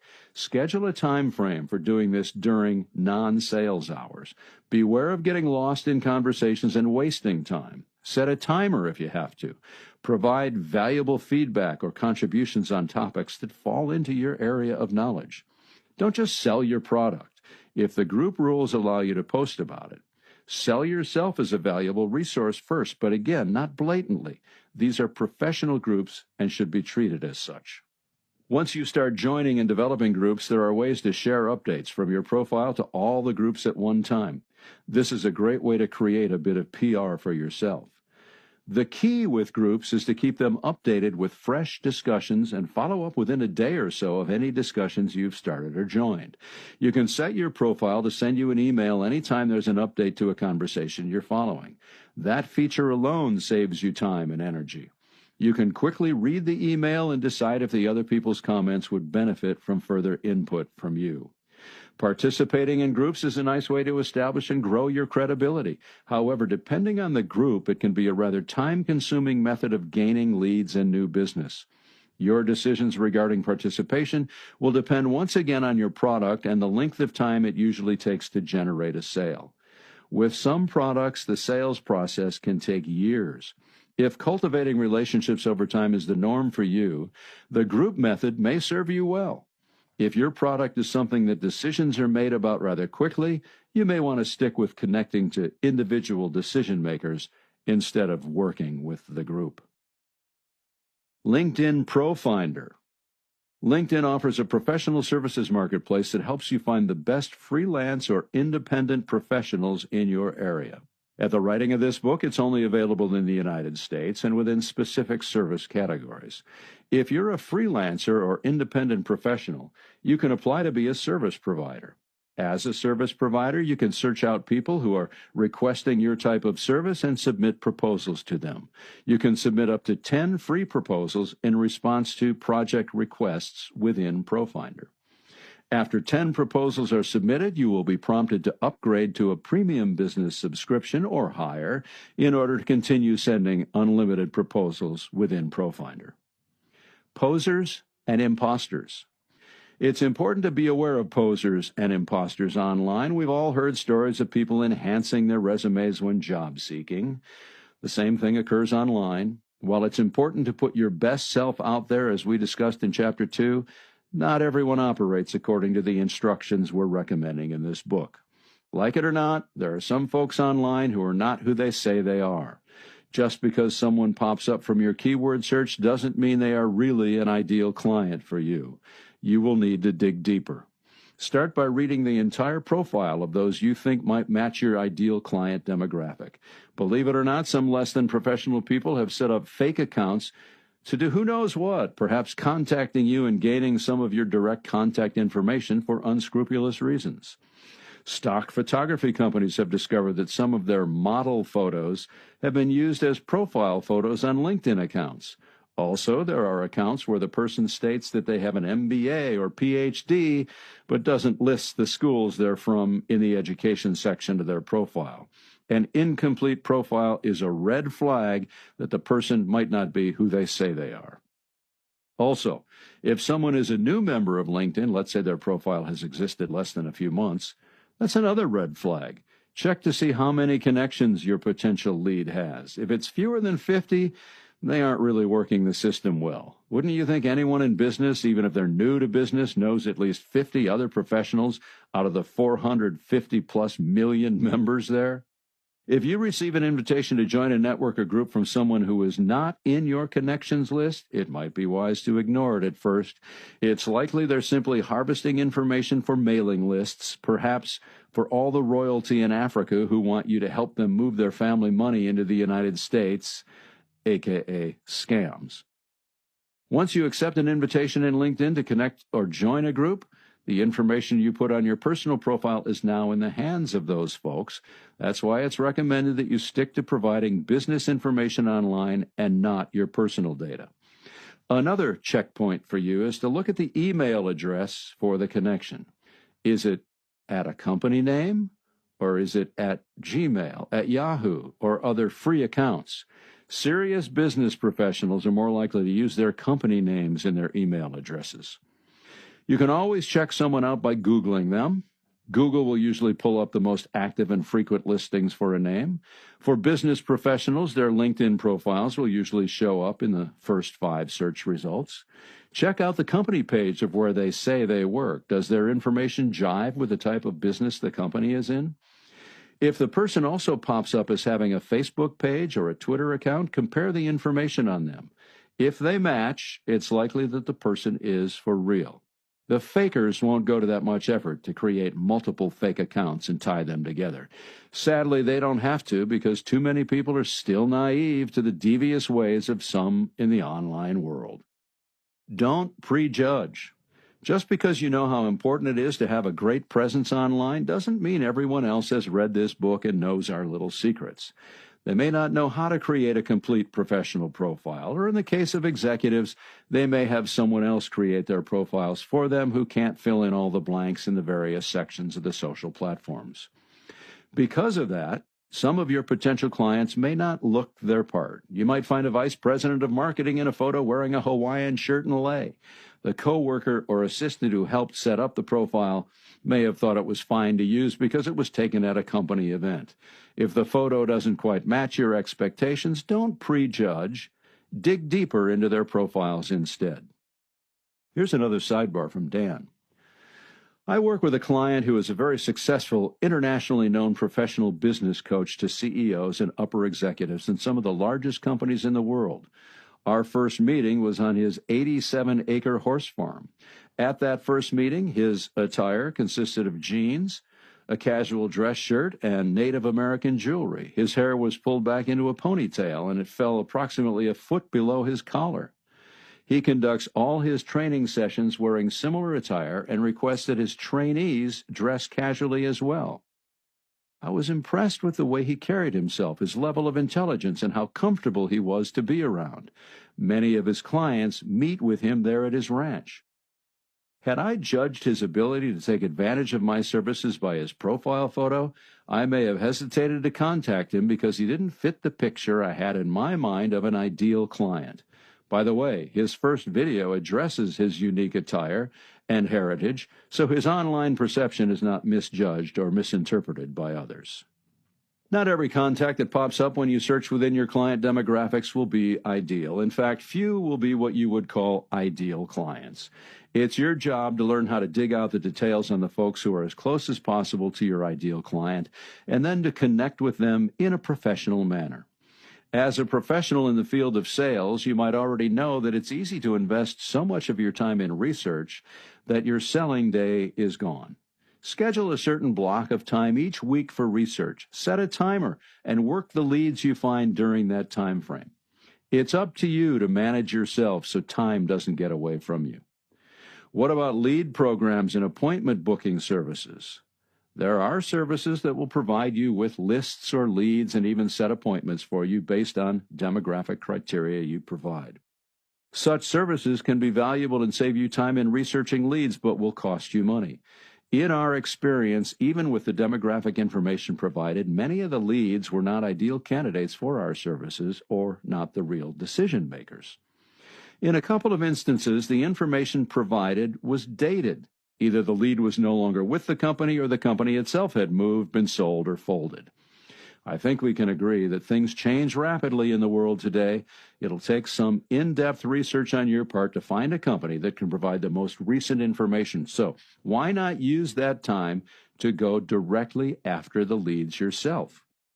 On the other side of that coin, our company information is apparently on some of those lists. We receive multiple offers for the same types of services repeatedly. This tells us that several companies providing similar services are all using lead providers, or that the lead providers are getting their information from the same sources. Do you really want to pay for leads that your competition may already have also paid for? Or would you prefer to find qualified leads on your own and develop relationships? Chapter 4. Developing the content of your messages. Once you've developed your online presence to show the world your expertise in your field and you've done your research in locating potential clients, it's time to work on the content of the messages that you will send them. Some believe in creating a bank of messages that can be cut and pasted immediately upon determining that you have found a strong potential candidate. Others use a combination of standard messages and something more individual, using information gained about each client to customize messages. Your process, of course, is up to you. It may take some trial and error before you get just the right combination of wording. Eventually, you will have created a bank of messages to work from, but our best advice is to custom build each message to the client. Customization is the name of the game. The more specific your messages are to the potential clients, the more likely they'll respond to those messages. Every contact is a sales presentation. First and foremost, realize that every contact is a sales presentation. What you're selling with each contact may vary greatly, but remember to treat each one as if you could make or break the big sale.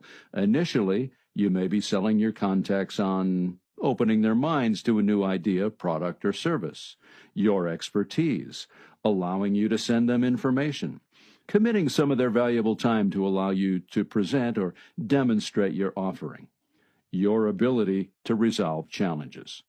Every contact is a sales presentation. Getting started.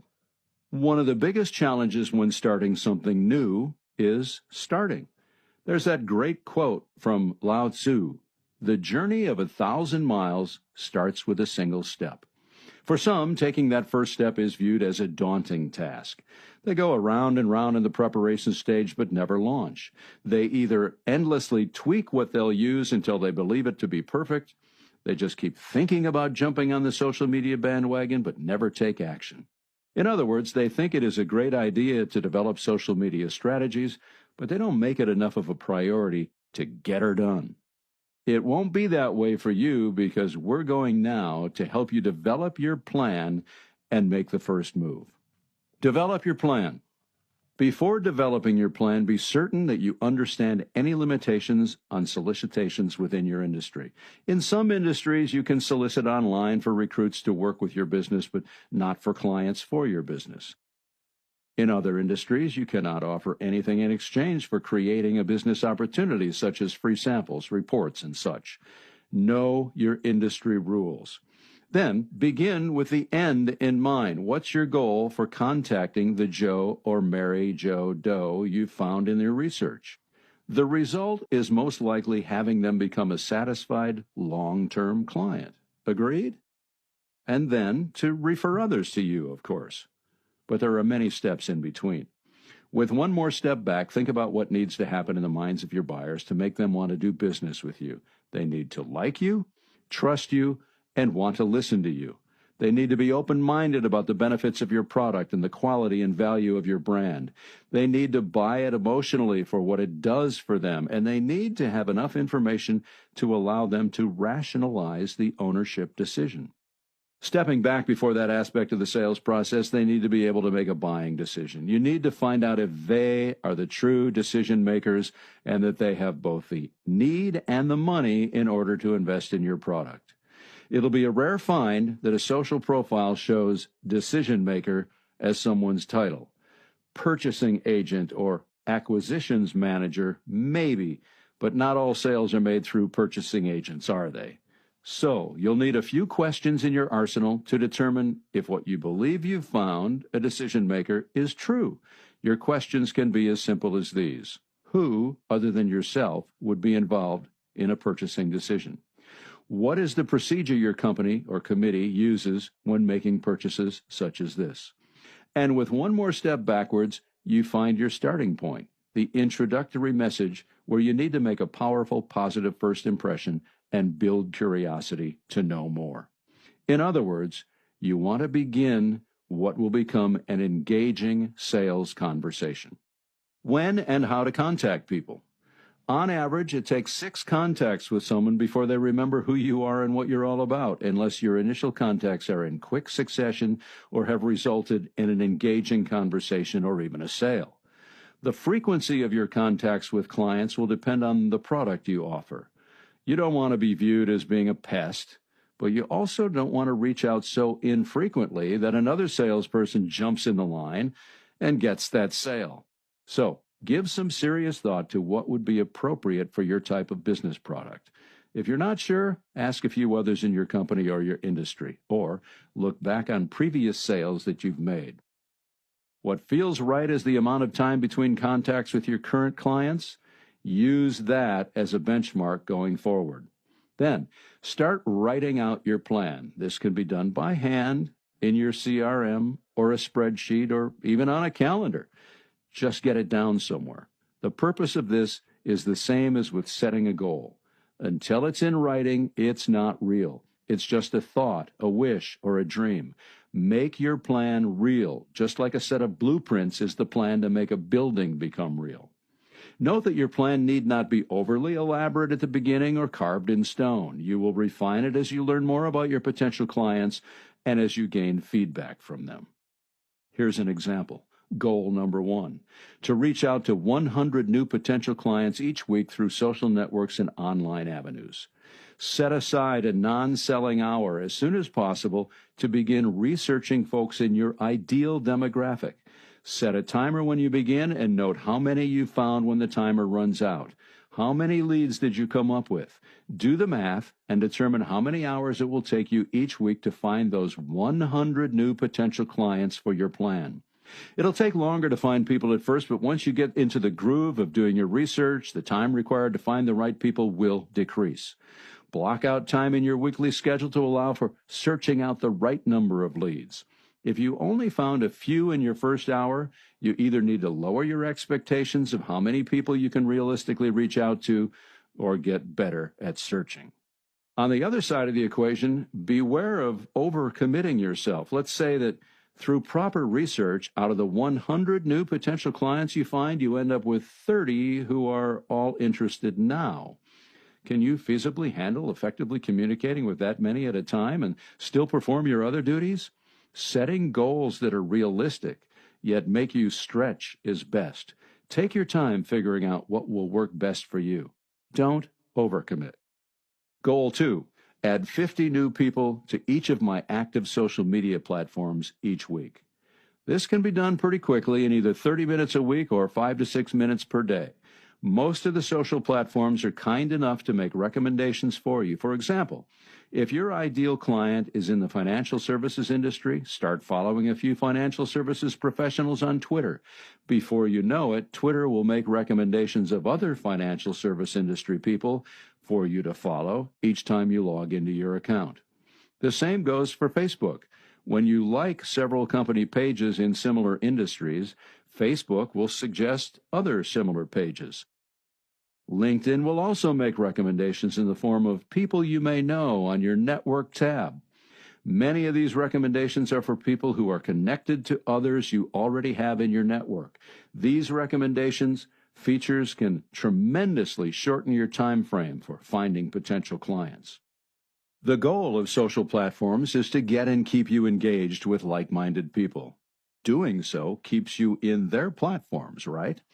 Let them steer you, but remember, you're always in the driver's seat. Invest the few minutes it takes to check out each recommendation rather than blindly accepting what the platform sends you. However, do remember that even those who are not potential candidates for your offering might know someone who is. This is all a judgment call on your part. When you begin the process of searching out leads on social media, it may be wise to limit yourself to your ideal candidates until you fine-tune your skills in approaching people. If you're developing a database of potential clients for your company, you may also set a goal for the number of opt-ins you'll shoot for each week.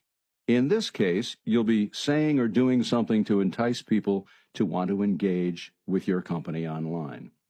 Note, gaining their contact information via opt-in is a sign they trust you with that contact information. Don't misuse that trust. Goal number 3, to follow up with past contacts after a blank number of days or weeks. People are busy. It may be days before they even see your messages. Not everyone checks into every platform every day. Some do so weekly, others less often. So don't expect immediate responses to your messages. But don't get lazy waiting for them either. If you have more than one way to reach out to someone, do so.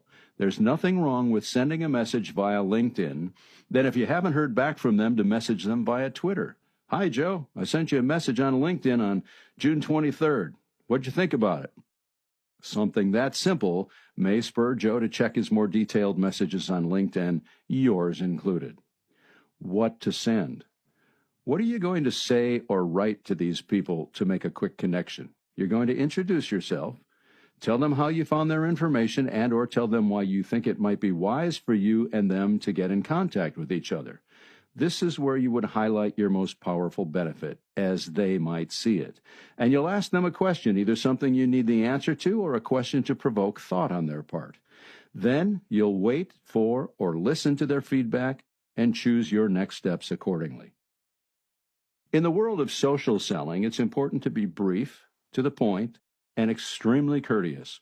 After all, platforms like Twitter are built on the fact that information can be relayed with a few quick keystrokes. In person, your communications would follow a general pattern of ask, listen, state. You would ask a discovery question, listen to the answer, and then state a fact or explain a benefit. The sequence would repeat itself loosely in that form. Online, your communication pattern will vary a bit in that you'll more likely state, ask, listen. Perhaps state what the most loved benefit is of your product or service, not your most loved benefit, the one your clients love best. Then ask an open question such as, how would that benefit your company? Would it impact your company? Or how happy are you with how your current supplier product addresses the benefit? Always remember that open questions require thought on the part of the recipient. Even if they don't respond to you immediately, they are answering the question in their minds as soon as it's read. It's how we humans operate. An advantage of online business communications is that you can add links to web pages, meetings, testimonials, or videos that help build your credibility or the credibility of your company and explain your offering all in a consistent manner. Selling silently through online communications can become a game of 20 questions if you let it. Don't. Once you gain just enough information to qualify your connections as potential clients, encourage moving to a phone, web, or in-person meeting for the balance of the sales process, whatever is most appropriate. Be prepared. There are many clients, depending upon the product, of course, who don't want to meet or even take a phone call. They much prefer to work via email or text through the entire sales process. Even when there's a need for a call or in-person meeting, once trust is established, many buyers prefer to have quotes provided for written approval via email. Invoicing is also done online with little direct personal interaction. Written messages. Online selling differs from face-to-face selling in many ways. With face-to-face situations, you gain feedback through body language. You can watch people's facial expressions. You'll see their emotions change throughout your exchanges with them. With online selling, you're flying blind, so to speak. Because of that, it's easy to read something into your potential client's lack of response or the responses they do give that could be interpreted more than one way. Not everyone has the skills to be perfectly clear in nonverbal communications. That's all the more reason you need to master your ability to ask questions. You want to ask them with such clarity that there's little or no confusion about what information you're seeking. If you're the type of person who is challenged by situations where you need to be in front of buyers, think on your feet and read body language. Never fear. You can sell through written messages. First, keep in mind that you cannot be too polite. The words please and thank you should be staples in all your conversations, but especially online. If you're in a position to do so, have more than one set of eyes review all of your communications. If someone else on your team misunderstands your message, there's a good chance your potential client will do the same. Be aware that someone on your team may know what you're getting at in your message and say it's fine, but it still may not be clear to someone who is new to your industry. The better you prepare, the more likely you will be to hit the sweet spot with your buyers. As a rule, use simple words. Triple check your spelling and grammar. With today's software features, the only excuse for typos in your work is that you didn't proofread what you wrote. Typos and grammatical errors are red flags to potential clients who find them. Those red flags make them wonder if you truly pay attention to details and if you might make an error on something that's important to them. Some other things to keep in mind with text and email are to avoid using all caps unless you truly mean to emphasize those words. In print, all caps are often read as an equivalent to shouting. Bold and underline should only be used for emphasis, not to convey your excitement for your offering.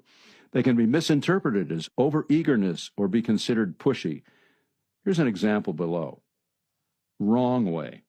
Can you have the answers to my questions by 5 o'clock today, in all caps? It would really, in all caps, help to speed the process along. Right way. Hi, Sue. I just had a note to check in and see if it would be possible to have the answers to my questions sent before 5 o'clock today. It would help speed the process along. Thanks so much, Dan. Regarding emojis, those little icons of smiley faces, thumbs up signs, and so on, don't use them at first. Wait to see if your contact uses them. Some people love them and use them everywhere. Others reserve them only for personal communications. If it is appropriate in your situation to use them sparingly, not in every message. Unless you and your buyers are all in the same industry, such as pharmaceutical sales or construction, use no industry jargon without explaining its meaning. Say just enough to build curiosity and taking your conversation another step, either in writing or moving to a phone or in-person meeting. Remember our list at the beginning of the chapter about every contact being a sales presentation. You aren't likely to make a sales closing presentation in an initial message. In most situations, that would be unprofessional and too abrupt. Know your goal with each message and build your next one based on the buyer's reply to the last one. This is known as the piggybacking technique. You acknowledge the buyer's previous answer and ask another question about the information provided, all the while guiding the sales process forward. If you're using a free LinkedIn account for your initial research, know that there is a limit to how many people you can research, and there's a word limit for your messages when requesting a connection. The more concise you can be, the better.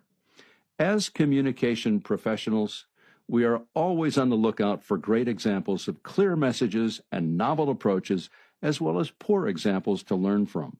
We don't pick apart poor communications to be mean. We do it to enhance our own learning, and so we can pass that knowledge on to others, like we'll do in the next chapter. We've been the recipients of messages on LinkedIn and via email that were unclear, too long for introductory messages, too informal or impersonal. Hi, with no name or personalization. I saw your profile and thought, and simply not even in the range of something we'd be interested in or qualified to purchase. The senders simply didn't do their homework and wasted valuable energy and time trying to get our attention. This is the so-called throwing spaghetti against the wall and see what sticks method. It's simply not professional. Video messages. Anyone with a computer or smartphone can create and send a video message. The sad thing is that few use these valuable tools well, if at all. And of those who do use video messages, many do it so poorly that they might as well not. As with any media, there are tricks and tools of the trade that even the novice should understand and use. Better yet, when it comes to your livelihood, it may be wise to hire someone to help you produce a series of high-quality videos about you and your product. Visit nearly any brand website today and you'll find it loaded with short-to-the-point videos aimed at the ever-shortening attention spans of its visitors. The selling game is constantly changing. While we're still selling to people, technology is giving us more and more ways to reach out to them. It's also giving more and more people the opportunity to benefit from a career in selling. Video gives those folks who struggle to think on their feet an opportunity to make a great first impression with every potential new client. Done well, an introductory video will establish you as an expert in your field, someone your potential client should turn to for advice and information about your industry and your product line. Use video to tell your story. Perhaps there's a strong emotional reason you've chosen to represent your particular product or company. Rather than just using your words, use video to engage the clients in your story, draw them in, build their curiosity to get to know you and your product better. If you have any doubts about the power of video, just think about the billions of advertising dollars spent by big businesses in the creation of airing of all of their television commercials.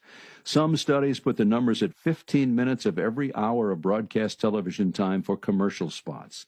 That doesn't even take into consideration infomercials and whole channels such as QVC that are dedicated to selling products. There's proof all around you that video works as an engaging sales tool. Video also allows you to present yourself or your product at any time of the day, whenever it's most convenient for your buyers. Let's say you're trying to connect with a busy executive. Between meetings, calls, and travel commitments, that executive only takes time to review messages during a time frame that's the middle of the night for you. Rather than missing an opportunity to connect or missing sleep, let your video messages handle the introductory phase of the relationship. Video also allows you to sell globally. It doesn't matter what time zone your buyer is in, you can still get them the information they need when they need it. Video is the perfect presentation. When professionally developed, a video will convey your message and be understood perfectly. There will be no mispronounced words or phrases, no computer presentation glitches, no misread introductions, no mistimed or inappropriate comments or remarks. It will play the exact same flawless presentation every single time. Another advantage of using video messages is that you can send them to hundreds of people each day. Can you physically manage 100 introductory meetings a day? Of course not. Video allows you better use of your time. We suggest creating a series of videos to take the place of your most typical sales opportunities. This would include 1. Your introductory video of who you are and an overview of the benefits your products provide. You want to build enough curiosity with this message for the viewer to want to go further. Number 2, a product presentation video that delves more deeply into the features and benefits of owning your product. This would answer the most common questions about your type of product and address the most common concerns. Number 3, a testimonial video. The purpose of this video is to have your existing satisfied clients cancel any doubts that your new potential client might have about doing business with you or your company. In your plan for reaching out and following up, you would include dates for sending each video, depending, of course, on the feedback you receive from each contact. Tracking what you send and when is critical to staying on top of the sales cycle with each client. So, how do you develop these videos? Ideally, you'll hire a professional video production group. The right company will know exactly how to set the stage, so to speak, with cameras, lighting, wardrobe, stock images, proprietary images of your products or brand, and work with you on the development of a script that drives the purpose of each video. They'll be able to coach you through the recording phase and edit the pieces into a polished final video. To choose the right group to work with, simply look at the videos they've produced for others. Also, check out any videos they've produced to represent their own company. Pay attention to any testimonials they use. Do they look like something you'd see on television or something done with a home camera from the 1990s? You've seen hundreds of thousands of professionally produced ads in your life. You'll know quality when you see it. When you find a final cut that you think suits your need and your product, contact that company or a couple of them for bids. How many videos should you make? And how long should they be? When developing videos, think in terms of series and subjects. According to the National Center for Biotechnology Information, the average attention span of adults dropped by about 1/3 from the year 2000 to 2015. The average length watched of a single online video was 2 minutes, 42 seconds. 17% of page views last less than 4 seconds, while only 4% of them last more than 10 minutes. You'll be better off with a series of short, to-the-point videos than with one long video that covers everything a potential client may need to know. When you're developing your videos, think of having an introduction video that tells your story, and then think about videos that relate to a specific trend or subject in your industry. For example, if you're in real estate, you might develop a video on how to enhance curb appeal or how to save money on heating and cooling costs, or you might create a video on how buyers can save time on research when looking for a home. If you're in insurance, you might develop a video on how to shop the best insurance rate without jeopardizing the quality of coverage. Remember that people buy emotionally, then rationalize their decisions with logic. Your videos need to appeal to both emotion and logic in order to contribute effectively to your sales process. For the actual recorded message, you can either use a professional announcer or narrator to read your script, or you can develop what's called a personal brand video. With a personal brand video, you would be on camera and someone else would be interviewing you, asking typical buyer questions so you can provide the right answers.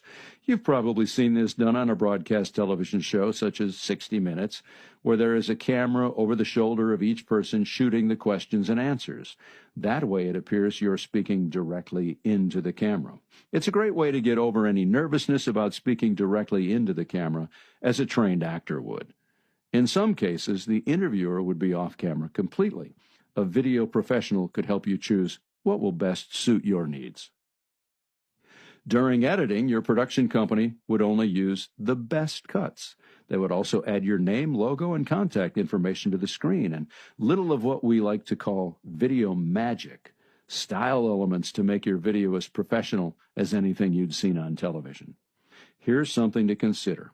Google recommends that you include your contact information within the first 5 seconds of your videos, as well as at the end of each.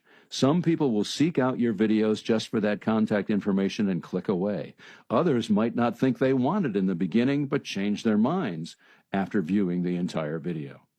Other important videos to consider in your series would be product-specific. Show your products up close. Show them in use, demonstrating the most popular benefits. Be prepared to do the work of reaching out to satisfied clients to capture video testimonials. There's nothing like having your clients do your selling for you. It's an extremely powerful tool. Note that some companies don't allow their employees or staff members to provide testimonials. Don't get your heart set on any one person giving you a great testimonial. Be prepared to ask for several then use the best ones you get.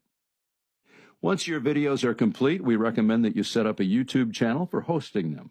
We have found that YouTube is one of the simplest and most effective ways to upload and distribute your video content. Here are some of the main reasons. Number one, Google owns YouTube. What this means to you is when you upload YouTube videos, it would naturally make sense that Google will page rank their own videos higher than another hosting service. In addition, there is a simple-to-use video editor that allows you to optimize your videos by creating search tags and well-written descriptions and titles in the video once they're uploaded. It's free. That's number two. It's free. Yes, with a simple registration, you can develop a YouTube Google Plus account that allows you to upload, share, and download as many videos as you like to as many people as you like. Number three, custom channel development. Within the YouTube site, you are able to develop separate channels. You can separate your customer testimonials, product overviews, company profiles, or personal brand videos. This allows you to keep all your videos segmented for easy understanding and categorizing by your viewers. Sharing your content is number four. YouTube allows your videos to be shared by anyone with a simple link. It also supplies an embedded code so viewers can embed your video into their sites. The more sites that share and use your link, the better your search page rank will be. It's a win-win. Google Plus, also put in print as Google the plus mark, is a big winner with blended search results. When you develop a YouTube channel, you automatically have a Google Plus account. Google Plus is Google's own social network. You can invite business contacts and friends to be members of your circle and then can send messages to them like with your other networks. One of the real advantages to this network is the fact that anything you post on your Google Plus page has a unique URL. What this means to you is that when that content generates interaction, there's a good chance that it will be found faster and ranked higher by Google's algorithms than by posting it on your web page. YouTube offers an option of becoming verified. This is a simple process. You simply give YouTube your cell phone number. They send you a code via text, which you punch into a verification page on your channel. Once you're verified, you can do the following. Have a video trailer. This allows you to put your most important video on the opening page of your YouTube channel, and it will play automatically. Upload videos longer than 15 minutes. Until you verify your account, you are limited to videos under 15 minutes. However, this should not affect you because your videos in this sales process should not be longer than 2 minutes anyway, right? Develop custom thumbnails. Until you are verified, YouTube will pick 3 random frames from your uploaded video that you can use as an option for what customers will see as a thumbnail or initial visual. Sometimes they look okay, other times they don't. When you are verified, you can develop your own custom thumbnail that would have a branded look and feel for your business. Again, you'll want to be certain that everything on your YouTube profile matches the professional level of your other social media platforms. Remember, consistency across platforms is critical. Chapter 5. It's time to reach out.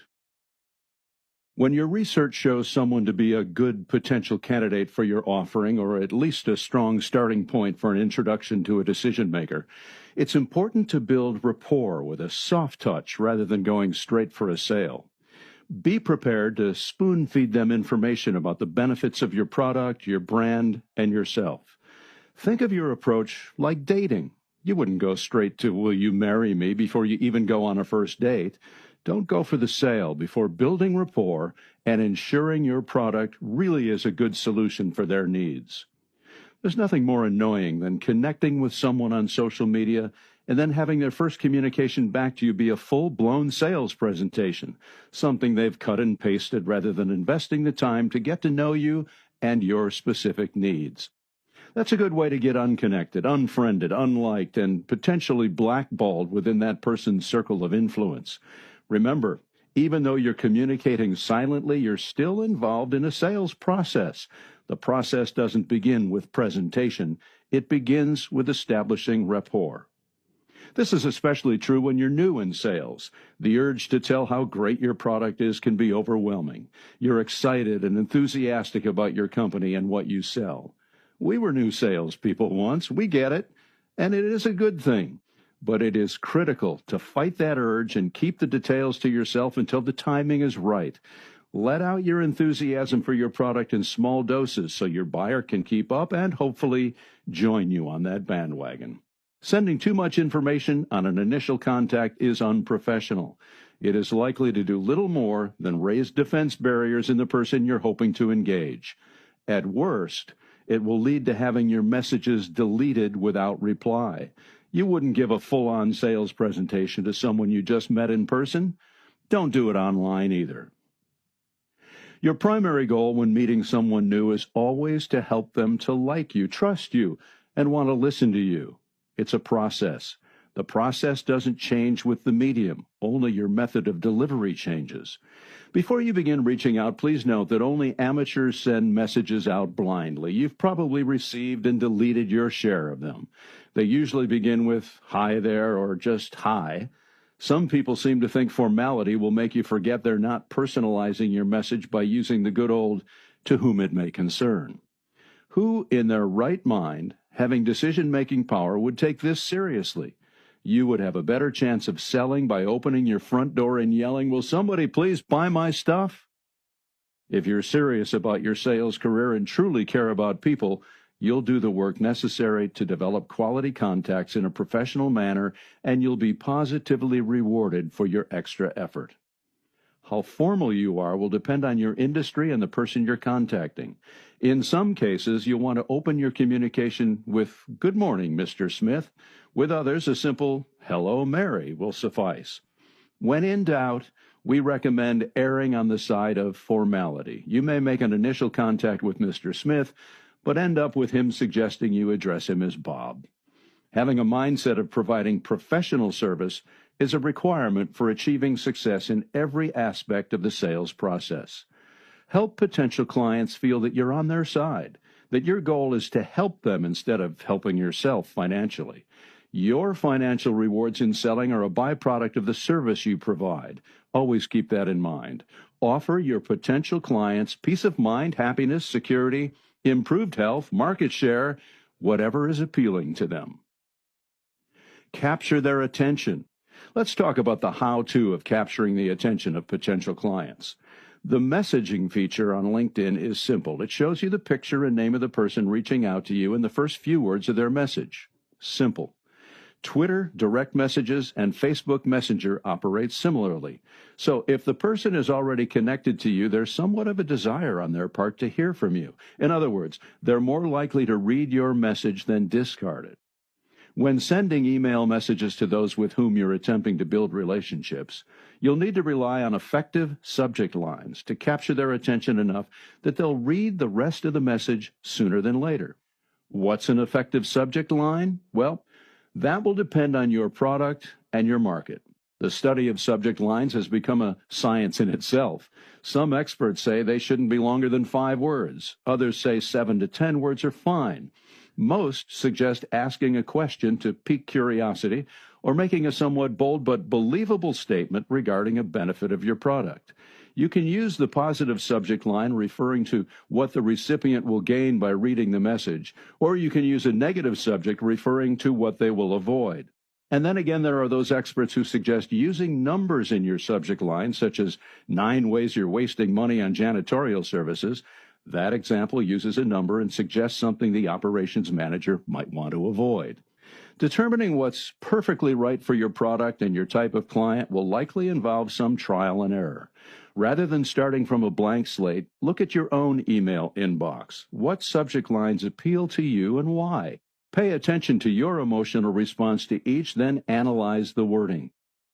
Consider mimicking something that got your attention as an initial test with your new potential clients. Here are a few that have caught our attention in the past. Are you attracting your ideal customer? Don't let this happen to you.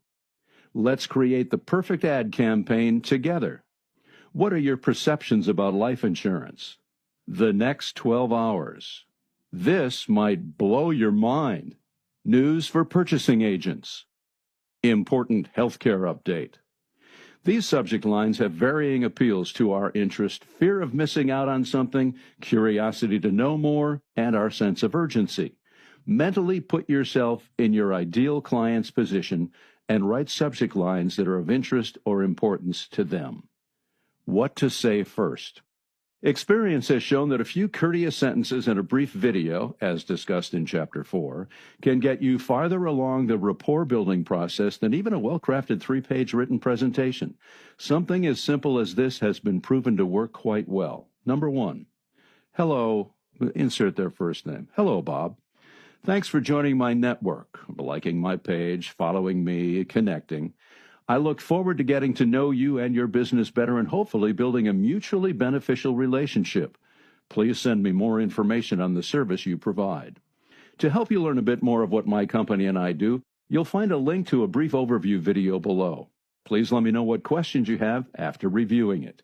I'm happy to answer them. Insert your video link. Thanks, and have a great day, afternoon, evening. And then put in your name and contact information. Don't overthink your messages. Simple and concise wins the day. If you don't have a video, you would include a brief description of perhaps 60 to 100 words about yourself and your product. Think elevator presentation. If you do have a link to a brief brand video, by all means use it. Just be certain to tell the recipient where the link will take them. Because of all the various scams and phishing that's done online, people are leery of clicking on links in messages. Remove doubt, and you'll get more clicks. You might include a mention of the length of the video in your message. If you're sending a hot 30-second video, tell them it'll only take 30 seconds of their time to view. That will encourage them to watch it now. Whenever you can honor the value of someone else's time, do it. This strategy has been used with surveys where the sender tells you in advance how long it should take you to complete one. When you don't know, it's easy to assume it's a bother unless a reward of value is offered for your time. When you know a survey only has 3 quick questions or should take only 5 minutes, you'll be more likely to do it immediately, won't you? Notice the use of the word hopefully in the message above. That simple word softens your approach. You're not being too assumptive in your message, even though you may assume you'll do business with them as you move through the sales process. It softens the message and has been known to reduce sales resistance. Giving value. In the internet sales world, at the writing of this book, the general philosophy is to give, then sell. This has been a popular tactic for a while. Because of that, most people have been programmed to expect to receive before being asked to give anything other than their contact information. A low-risk proposition when you can unsubscribe from a database or disconnect with anyone at any time. Since many of these strategies have been used by social media platforms, it's understandable that potential clients may expect a softer sell when being contacted directly through social media. And that's okay. It may slow down the process a bit more if you were reaching out in a traditional face-to-face situation, but you're still selling, and that's what counts. If your company has any free information that would be of value to potential clients in learning about your industry and product or something of value to them personally, consider sending it in your second or third message. Be aware, however, that many people have become somewhat jaded to the free special reports and other such downloadable items offered by so many businesses in order to capture leads. From the recipient's perspective, too many of those special reports have had no meat in them. They're more like infomercials that tease and sell. All they've done is gotten that recipient's name added to a mailing list that they're likely to unsubscribe from with the very next message. This is why short video messages work well at this time. They're different. Hopefully, you've designed them to be interesting, valuable, and to the point. Also be aware that some people have become information junkies and will download anything free, whether it's of immediate use to them or not. All this does is fill up company databases with leads that lead nowhere. In other words, they're unqualified leads. That's why we recommend doing your research online, seeking out people who could or should be qualified to own your product rather than depending on lead generation strategies that might take longer to evaluate and convert into sales. Doing the work up front can eliminate a lot of wasted effort on the back end. Here's another example, a simple one, a simple sample message that has proven to work with potential clients who join your business's social network, like your page or post, or follow you. Hello, Bob. Welcome to my network. As a fellow member of the name of your network, I would like to introduce myself. In my business, we insert short description of the benefits you provide. Put that in here. Please visit our video link below to see how we might help your company reiterate the primary benefit here. Click here now to watch our brief presentation. Here's where you insert the video link. And be sure to send me information on the services you provide in reply. Hopefully, we can find mutual benefit in our newfound connection. Sincerely, your name and contact information. That's enough to open the door to further communication. Short, simple, inviting, and not pushy. So, what happens next? There are several possibilities for what happens next. 1, you begin a conversation about the benefits of doing business together. 2, they reply with their company information but offer no feedback on yours. 3, they reply with a thanks but no thanks. 4, no reply. We'll go through suggestions for each of the above potential replies. Number 1, you begin a conversation. This one should be pretty obvious. You would flow from the initial conversation through your typical sales process, asking questions, discovering and analyzing their needs, qualification, presentation of your best solution, addressing concerns, and closing. This may include transitioning away from your initial method of contact to phone conversations, video chats, or even in-person meetings. When you receive initial replies from people, don't just dash off an answer quickly. Invest a few minutes identifying how they communicate. Are their words formal or friendly, businesslike or casual? Pay attention here. Just like with an in-person conversation, you want to match their tone in your future messages to them. If their tone is casual and yours is formal, you may turn them off. If their tone is formal and yours is not, you may turn them off. There are as many ways to break connections during communications as there are to build them. Besides identifying how the other person communicates, take your time thinking about why he or she is asking those particular questions. What might their motives be? Questions can indicate specific areas of interest just like replies do. Is it in the best interest of the conversation to simply reply to their questions, or would another question asking for clarification be more helpful to you? What if you answer what you understand question A to be when they meant it as something else, and now you've increased their sales resistance instead of moving them further along in the sales process? Erring on the side of caution by asking for clarification or further information before responding can be a wise strategy. It's important to watch for buying signals and replies from your contacts. A simple question like, "How is your workflow?" or "How busy are you right now?" can be a strong signal that a potential client needs something big done in a very short time, and they are less worried about what it costs to get it done and more concerned about time frame for the project. When this type of question is asked online, you should recognize a sense of urgency in the buyer. Since there is a sense of urgency, a great positive answer that leaves the door open for more information on the project might be, "Our company adjusts resources with levels of workflow so we can handle whatever comes in the door. Is there a particular project you would like to discuss immediately?" Only say that if it's true. But this way, the prospect or client realizes your company has been there before and has a protocol in place to handle changes in workload. Number 2, when they reply with their company information but offer no feedback on yours, stay focused on them at first. Review their product information, send them questions or comments about it, and ask again for feedback on yours to keep the conversation going. Ask differently this time and clearly. "Would love to hear your feedback" isn't direct. Remember to stick with open questions. How do you think having, whatever your company benefit is here, would impact your company's bottom line is better. Number 3, thanks, but no thanks. Even when you receive a rejection notice, it pays to be courteous. Send a note of acknowledgement and thank them for their time in considering what you presented. "Thank you for the time you invested in evaluating what we offer. I regret that it did not interest you now. We have served over insert a number of clients here. We have served over 3,000 clients with our fine products, but understand if you feel it's not right for you, that's okay.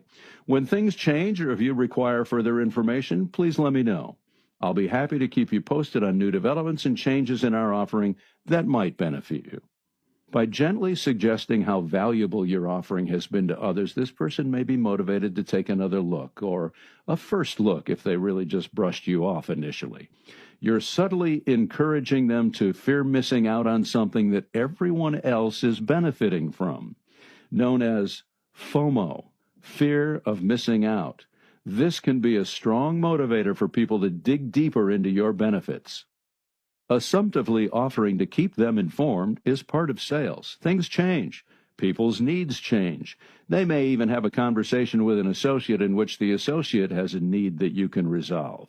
You want to be in the forefront of their minds when that happens. To be in the forefront of their minds, you must stay in touch. If they say they're just not interested right now, focus on the right now part of the reply. Work toward having an agreed-upon action that takes place beyond right now. You want to find out when they might be interested. You do this with what? That's right, a question. Your question might sound something like this. John, I understand that you may not have a need right now for our services. When would be a more convenient time for me to follow up? Next week or next month? You see, this way, no matter what the answer, next week or next month, you have an agreed-upon point of time confirmed by all parties involved. Note that if the answer is in 6 months or a year from now, ask for a firm date and time. Put it on your calendar or CRM and reconnect a week or so prior to that meeting to see if the date is still firm. Few salespeople will ever do this. By making a promise and sticking to it, you will stand out from the crowd and demonstrate credibility. You can also consider going as far as asking if it would be okay to send a calendar invite to the buyer for the time to follow up. If they agree and accept your invite, it will be a reminder on their calendar as well as yours. This can be an invaluable reminder of who you are and the previous conversation. Sending electronic invites. Most of the major email browsers offer an electronic invite function. When scheduling any type of communication with a potential client, these features are great tools. They serve two purposes. Number one, it deepens the commitment to have a follow-up conversation. And two, it helps both you and the client remember when your meeting is and what you intend to discuss. Within the invite, always remember to add in the subject line what the meeting is for, the date, time, and reminder time. If there's research that needs to be done prior to the meeting, include that as well. John will bring information related to required minimum ROI of new product, or Sarah will provide a GoToMeeting link for visuals to be shared. GoToMeeting is a video conferencing service that allows you and others to communicate as if you're in the same physical location. Many other features are available as well. It's at GoToMeeting.com. If your meeting is early in the morning, you might want to set a reminder for the day before. If the meeting time is later in the day, you may want to set an early reminder on that same day. It's always wise to add in the body of the invite more detail as to exactly what the meeting or call is about and how to reach you should a more urgent need arise. If your potential client has an emergency pop up where they need your services sooner, they'll know where to find your contact information quickly. While the invite feature of various software and services would allow you to reschedule a set meeting, either due to your circumstances or a change by the other parties, we find it best to contact the other parties directly before rescheduling. This allows you to determine if their needs have changed, which might require additional research on your part, or if others need to be added to the meeting. Once you have the details related to why the meeting needs to be rescheduled, then send the invite with the proper revised information. Number 4, when you receive no reply at all after a reasonable period of time, send another message. What's a reasonable period of time? Well, that depends on your type of sale, the job description of the person you're speaking with, and your industry. If you're working with purchasing agents, their job is such that you should move more quickly than if you're working with business owners who are wearing a lot of hats, including making purchasing decisions. Take into consideration whether or not you're reaching out during their busy season or if they might be on vacation. If their business is seasonal, you might need to make an initial introduction and let them know you understand their current situation. Give them broad strokes of benefits that you can offer. Let them know that you're available now, but will plan to contact them as their season winds down.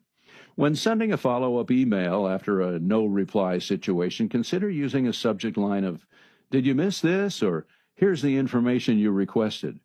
Express concern that perhaps your message slipped through the cyberspace cracks and provide your information again. It could very well be that the other party skipped over your message intending to return to it later and then simply forgot. Remember, just because a contact, message, or sale is the most important thing to you at the moment, it may not be all that important to the other party. Persistence and patience win the day. No matter the reply, move these people into an appropriate follow-up campaign. Be professionally persistent without becoming a pest unless and until they specifically ask you to stop contacting them or they've become a satisfied client and move into a different pattern of contact. The idea here is to follow up, follow up, follow up until they buy or die. That's persistence. Jumping through hoops. Many buyers will consciously or not create a series of hoops for you to jump through before making a commitment to work with you.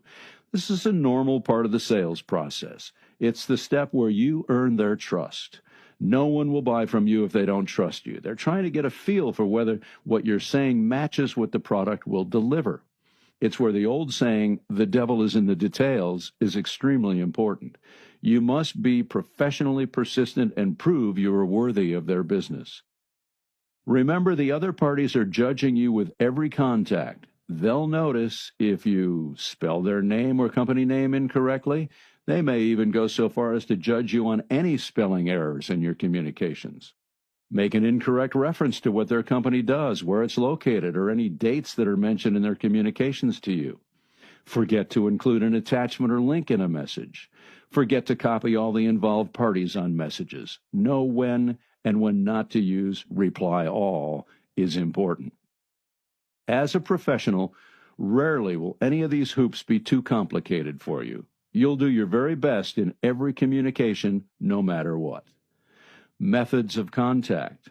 We're finding that more and more business conversations are getting started on LinkedIn.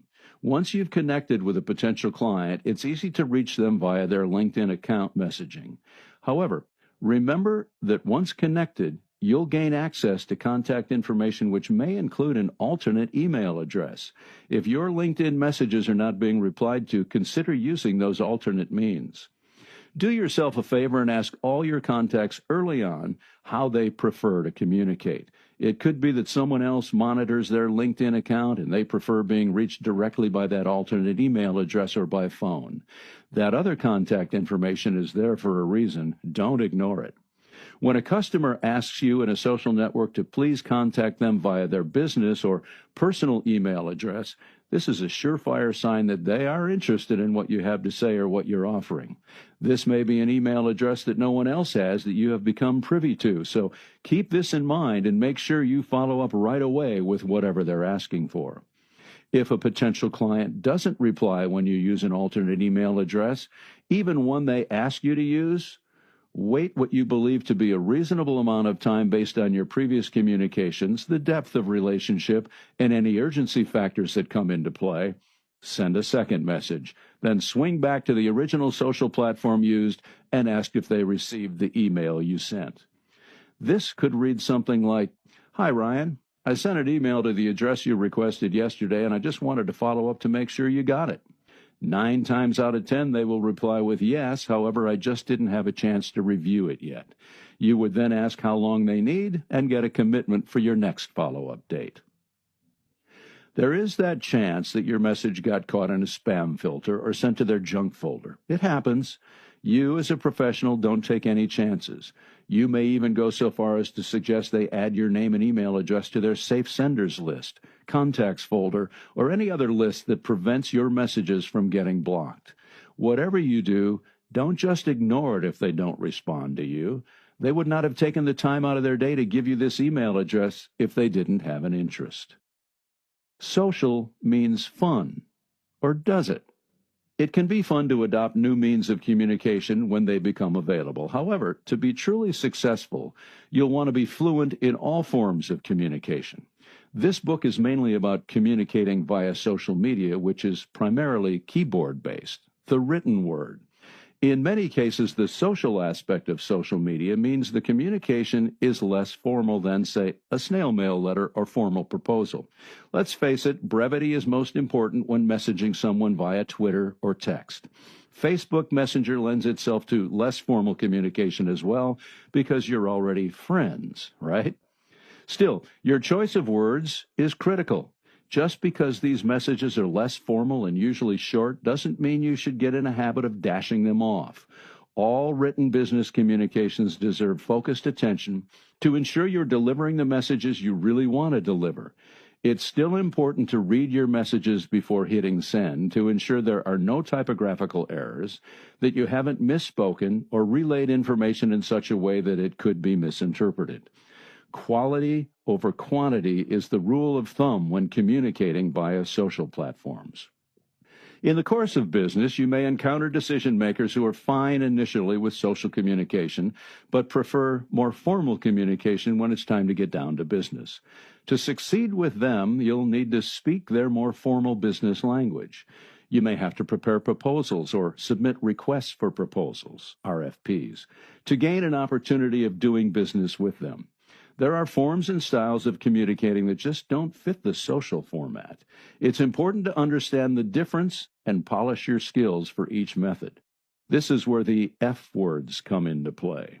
To succeed in business, you must be flexible. It's important to become fluent in the method of communication your clients prefer. When you are, nearly anything becomes feasible. Take those 3 F words to heart in your overall career plan for success. Don't leave out the development of your unique skills for phone conversations and video chats. Each has their own unique set of challenges, quirks, and proven methods. Make a study of them so you can win no matter the medium.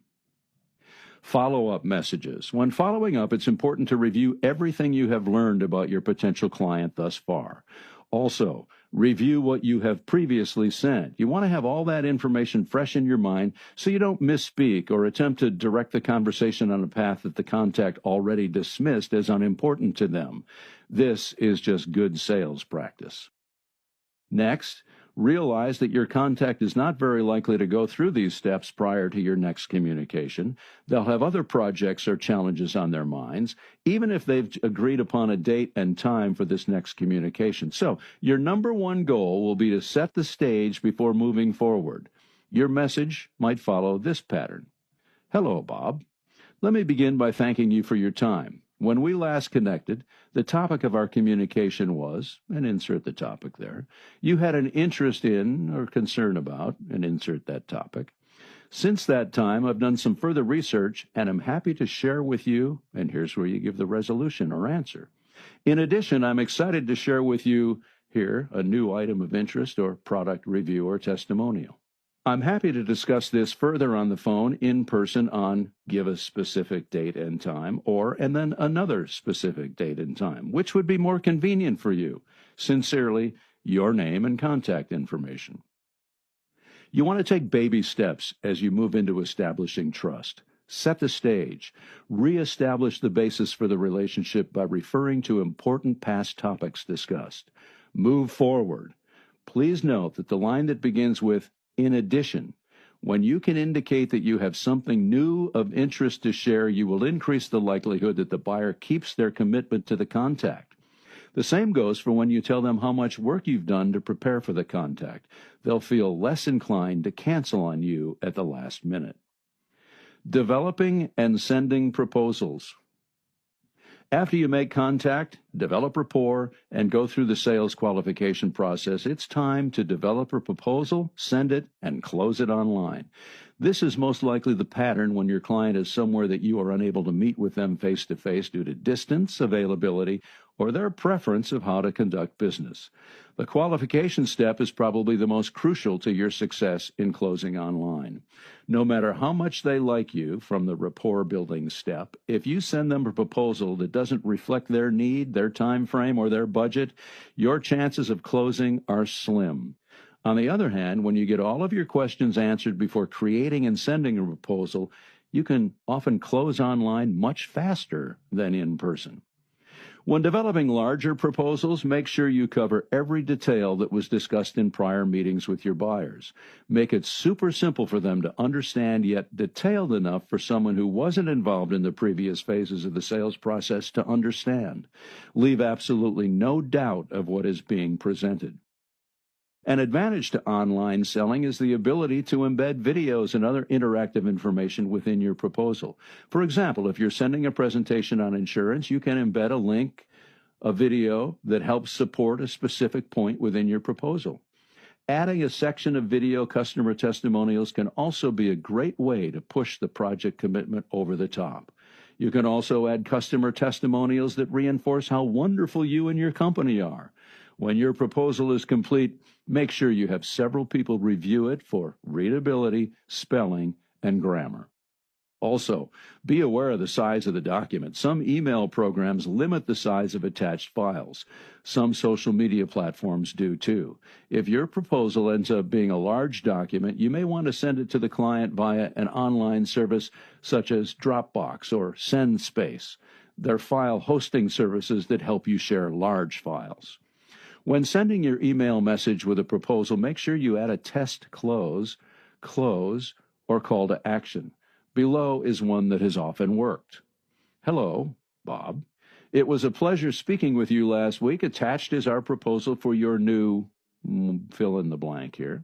If after your review everything looks in order, please feel free to approve and return it.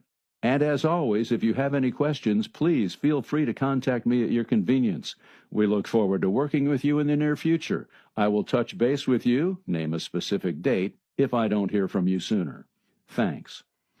With some clients, it may be necessary to schedule a time after you send the proposal to go over all the details via a video call or phone call. An email regarding that situation might look something like this. Hi, Bob. It was a pleasure meeting with you and your team last week. As promised, I have attached our proposal for your new fill in the blank here. After your review, I would like to set up a time to answer any questions you might have over the phone or on a video call. My schedule is flexible over the next few days. Would Thursday or Friday morning be better for you? Just let me know what date and time works best, and I will send out an electronic invite to all the parties involved. Timing. Once you have asked for the buyer's approval of the proposal, it's wise to be quiet and patient. There's a truth in selling that once you've asked the closing question, the next person who speaks will own the product. If you speak first, you may end up with a no-sale situation. When you wait for your buyer to speak, they either have to agree to the purchase or give you an objection or reason why they're not. And as long as they're speaking, the sale is still in process. With some buyers, it may take a few days for them to get back to you. Unless your proposal is time-sensitive, be prepared to wait it out. You have no idea what's going on in the buyer's world. Even when this may be the most important sale to you, it may be just one of many projects on their plates. Depending on your type of business, you may have to give them a few days to complete your request. If there's no answer in what you consider to be a reasonable time period, send a brief follow-up message. That might look something like this.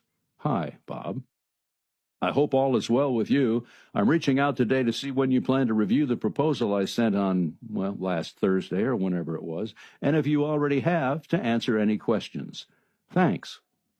The goal here is to nudge them into some type of action, reviewing the proposal, sending questions, scheduling a call, or approving the paperwork. It's difficult to respond to a no reply, isn't it? Once the sale is closed, it's important to continue to communicate with your clients in the manner they prefer. If the majority of your communication to this point have been of the silent nature, email, text, even snail mail, keep using them. An occasional phone call or in-person visit may be necessary and appropriate depending on the type of product or service you represent and the way your clients do business.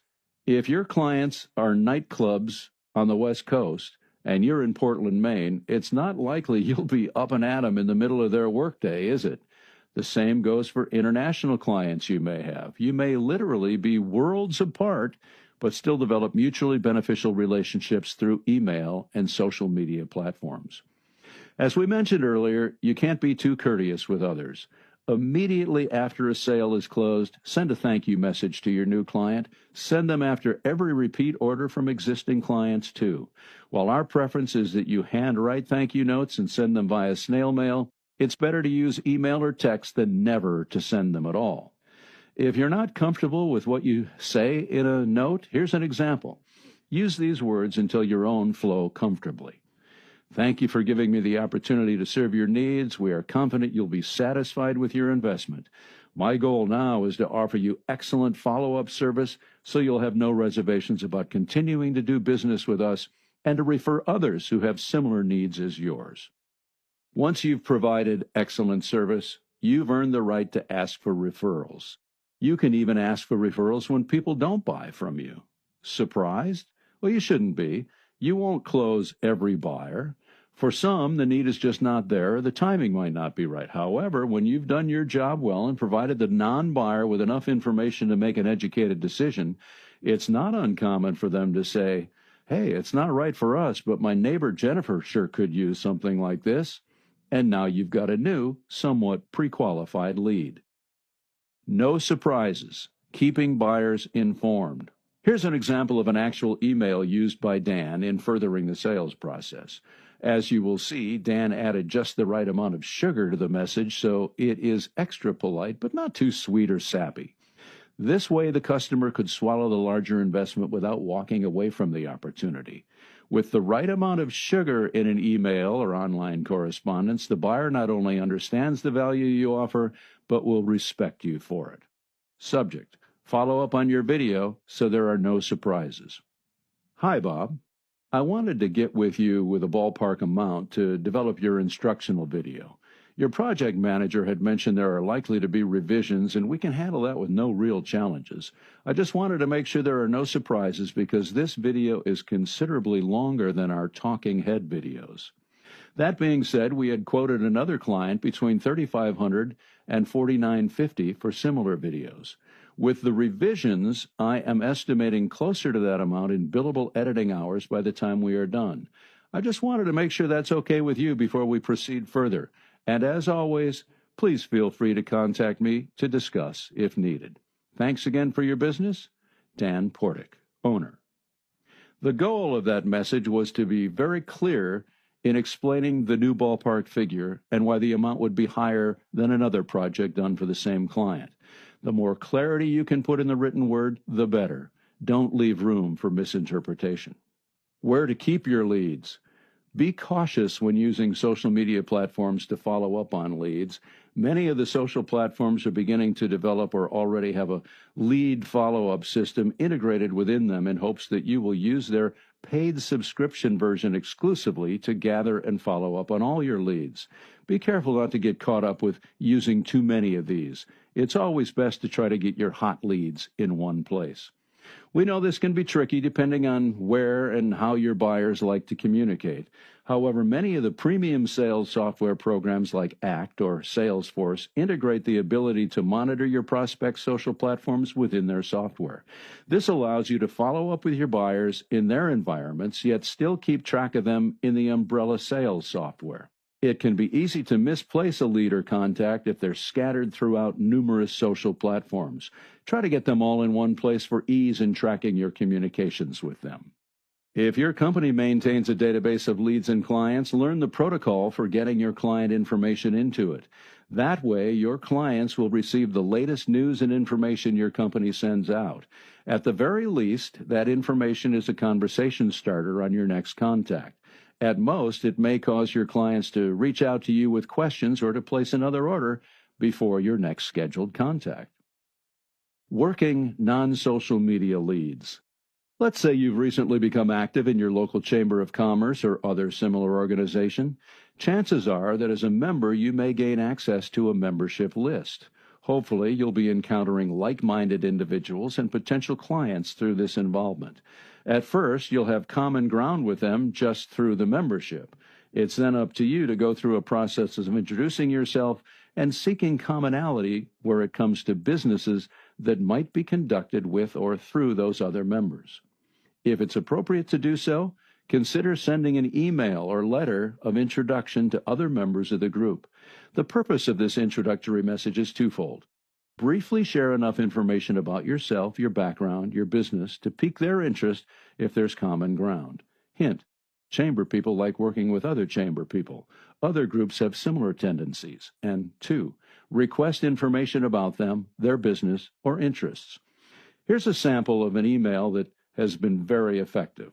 Subject line: fellow, put your city in there, chamber member introduction. Hello, Bob. As a new member of your city's chamber, I want to send you a quick one-time introduction as well as take this opportunity to find out more about your business and how we might be able to network a bit. My business develops cost-effective, high-end videos, commercials for small businesses throughout Ohio. I'd appreciate it if you'd invest a few minutes of your time to view a quick sample of our work on the YouTube link below. Contact me directly at your convenience if you feel there might be a fit or with any questions you have. Insert the video link here. Thanks for your consideration. I look forward to hearing from you about your business and its benefits. Sincerely, your name and contact information. Here's another option that's a little more pointed. As a member of your city's chamber, I just wanted to send you a quick one-time introduction as well as take this opportunity to find out more about your business and how we may be able to network a bit. We develop cost-effective high-end videos and commercials for small businesses throughout the state. Please feel free to click our video link below at your convenience to find out a bit more detail. With this in mind, I was planning on being in your area next week and would like to see if I might be able to pop in for a brief introduction and to find out more about your company. Would Tuesday or Wednesday be better for you? I promise to be brief. Insert your video link here. I look forward to your reply. Thank you. Sincerely, your name and contact information. When sending business-related messages via email, it's important to comply with the CAN-SPAM Act. It's a government compliance guide for businesses conducting promotions via email. Despite its name, the CAN-SPAM Act doesn't apply to just bulk email. It covers all commercial messages, which the law defines as any electronic mail message, the primary purpose of which is the commercial advertisement or promotion of a commercial project or service, including email that promotes content on commercial websites. The law makes no exception for business-to-business email. That means all email, for example, a message to former customers announcing a new product line, must comply with the law. It's wise to become familiar with it before instituting any type of email campaign.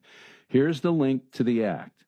It's www.ftc.gov/tips-business-center/guidance/can-spam-act-guide-business.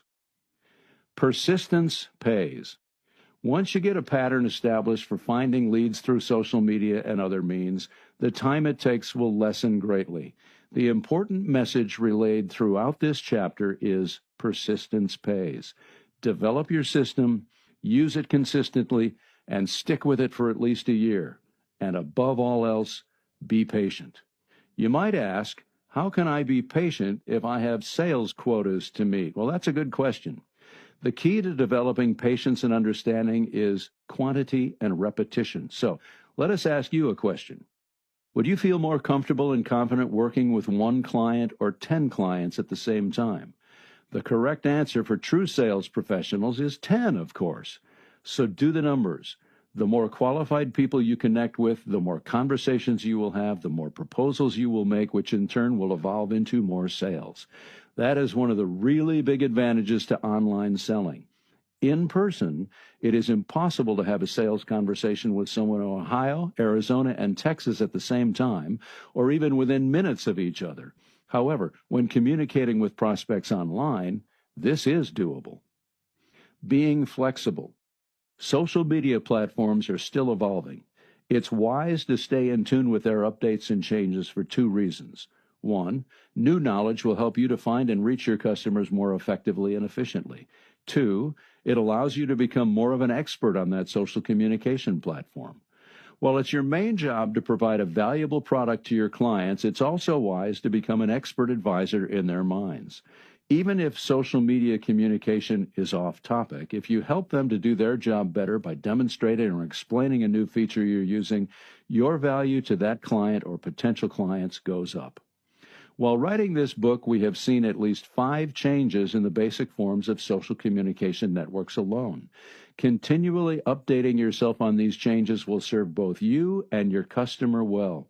In addition, be on the lookout for new platforms that may be more specific to your business or to your potential clients' needs. Chapter 6, Planning Your Work, Working Your Plan. Now that you understand the strategies for selling silently, it's time to put them into action. If you have a smartphone, know that the social media platforms we've suggested using have apps. If your workday is such that you're out and about a lot, you can have these platforms at your fingertips all day long. Searching for new leads, communicating with potential clients, and staying in touch with existing ones is a great way to invest waiting time. When you're waiting in line at the office shop or waiting for your lunch to be served, provided you're alone, open one of your social media apps and check in on what's happening with all your business life. No more watching cat videos or mind-numbing news posts during productive selling time. Use that time to generate leads and follow up with clients through email or a social network. When you use an online calendar or have your videos devices synchronized, you'll have all the information you need to grow your business literally in your hand. Texting and driving is not worth any sale. We should all be aware that texting, checking emails, or anything else that can distract you from watching the road is a big no-no. We understand there may be times when you're waiting for that big deal to come through and you hear that familiar ding from your phone or mobile device while you're driving. All we can say is, don't read it unless or until you pull over and stop your vehicle. There's no deal or project big enough to replace your life or the lives of others. Find a safe place to pull off the road or wait until you reach your destination to read and reply to those messages. Believe us when we say the other parties will understand. With that being said, there are devices or apps that will read your email or text aloud to you, but we say, how about we err on the side of caution and just wait to read messages when it's safe and live to sell another day? Keep your business relationships alive. As we mentioned earlier in the book, it's important to make every client contact count. Use the agenda strategy discussed in Chapter 1 and prepare relevant information to share with those you're connected with. Let's say you have clients who are in manufacturing. Seek out articles or other content that might apply to them, perhaps a case study of how another manufacturing business saved a decent percentage on their manufacturing costs by making a certain modification. When you demonstrate that you are interested in more than their next order, you become like a member of their team. It's all about the value you provide, not just the value of your product to their business. When they recognize and value your expertise, your relationship grows. If, because of your years in business or your unique experience, you have expert advice to share, take the steps necessary to become recognized for that expertise beyond your circle of friends and associates. Write up some blog posts. Submit articles to industry publications, or even write a book. Ever since the inception of the Internet, content has been king. Develop your own content in order to rule your world. When writing, make sure that what you write is highly informative and useful to your audience, as well as short and to the point. Never waste your connections' time with useless messages that won't be of interest to them. That's the quickest way to lose followers. Video blogging, also called vlogging, is another great option for staying in front of your clients. There are several programs and plugins out there that allow you to effortlessly integrate video into your social media posts. These can be fun, but should also be helpful tidbits of information. These would differ from the series of professionally created videos covered in Chapter 4 that you need to generate initial interest in your product. These are keeping in touch messages, each with a relevant point. Use the same video tips discussed earlier with regard to lighting and what else is in the picture with you in order to enhance your connection's viewing pleasure. Remember, the more professional your content looks, the more professional you appear.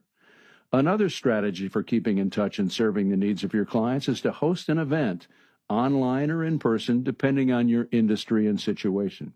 You would invite people to the event through your social media channels. You could even host the event on social media. Direct selling companies are using this strategy to host their parties. This is silent selling at its best. The host posts professionally created videos of products. The guests post their comments and questions below each video. Questions are asked and answered all on social media. Contests are held, prizes are awarded, and orders are placed, all without the host having to clean house, prepare snacks, or have a representative take over their living room. If you're not involved in direct selling or network marketing, you can still host an informative event via social media. Use this option for attendees to have the opportunity to ask questions and get answers immediately, as well as learning how others are using the features of your products. These group settings often inspire others to add options, upgrade, or make multiple purchases. One of the fun features of social media is that most of the platforms will remind you of important events in the lives of those you've connected with. These include birthdays, job anniversaries, and milestones. For example, LinkedIn will prompt you to congratulate or comment on birthdays, work anniversaries, promotions, or job changes for your direct contacts. So it's always good once a day or in the evening to see who they are and send a brief note. However, try not to use the generic notes that are suggested by the platform. Congrats on your work anniversary and happy birthday. I hope you're doing well. While using the program's suggestions is better than doing nothing, we feel it's always best to personalize notes to connections. Remember, you're trying to maintain or further develop relationships with these people. So something sincere, something that makes you stand out above all the rest is what you should be saying. Whenever your clients and prospective clients add updates, like them or comment positively on them. Most of the social networks out there have options to do so. When sending comments, make sure you keep them short, to the point, and positive. If you have something longer to say, it should probably be done in a direct form of contact, not in a comment. When done well, it will keep your name in front of your client. They'll see that you're paying attention to what they do online and that you are interested. This process can be streamlined through many of the social networks. For example, LinkedIn Sales Navigator allows you to select a group of hot leads and monitor just their posts. This can be very advantageous if you have a very large database of contacts to keep track of.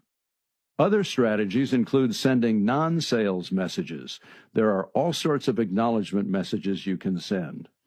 Here's a sidebar from Tom. When I was a young child, my parents occasionally went out with friends for dinner. Invariably, when my parents returned from an evening out, I saw my mother sit down at her little desk in the hallway as soon as she got home and begin to write. One night I asked her what she was doing. Her answer came straight out of Emily Post. We had such a wonderful time with our dear friends this evening that I want to jot them a note to thank them for their friendship and the wonderful dinner. My mother's simple act of gratitude expressed to people who already knew that she and my father appreciated and enjoyed their friendship helped to keep my parents' friendship strong for their entire lifetimes. Because I understood that building relationships is what selling is all about, I began early in my career to send thank you notes to people. In fact, I set a goal to send 10 thank you notes every day. That goal meant that I had to meet and get the contact information for at least 10 people every day. I sent thank you notes to people I met briefly, people I showed properties to, people I talked with on the telephone, and people I actually helped to own their homes. I became a thank you note fool. And guess what happened? By the end of my third year in sales, my business was 98% by referral. The people I had expressed gratitude to were happy to send me new clients as a reward for making them feel appreciated and unimportant. Here are some other ideas for when to send thank you notes and what to say. Number 1, telephone contact. Thank you for talking with me. In today's business world, time is precious. You can rest assured that I will always be respectful of the time you invest as we discuss the possibility of serving your needs.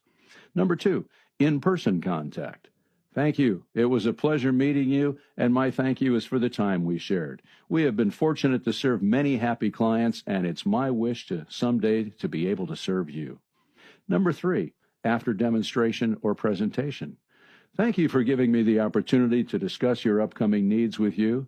We would be honored to serve your needs now and into the future. We believe that quality, blended with excellent service, is the foundation for a successful business. Number 4, for a referral. Thank you for your kind referral of John and Mary Smith. You may rest assured that anyone you refer to me will receive the highest degree of professional service possible. Number 5, after final refusal. Thank you for taking your time to consider letting me serve you. It is with sincere regret that I was currently unable to assist you. However, if you need further information or have any questions, please feel free to contact me. I will be happy to keep you posted on new developments and changes that may benefit you.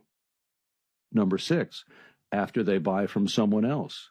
Thank you for taking your time to consider our product and service. I regret being unable at this time to prove to you the benefits that we have to offer would be good for you. I will keep in touch with the hope that in the years ahead, we will be able to do business.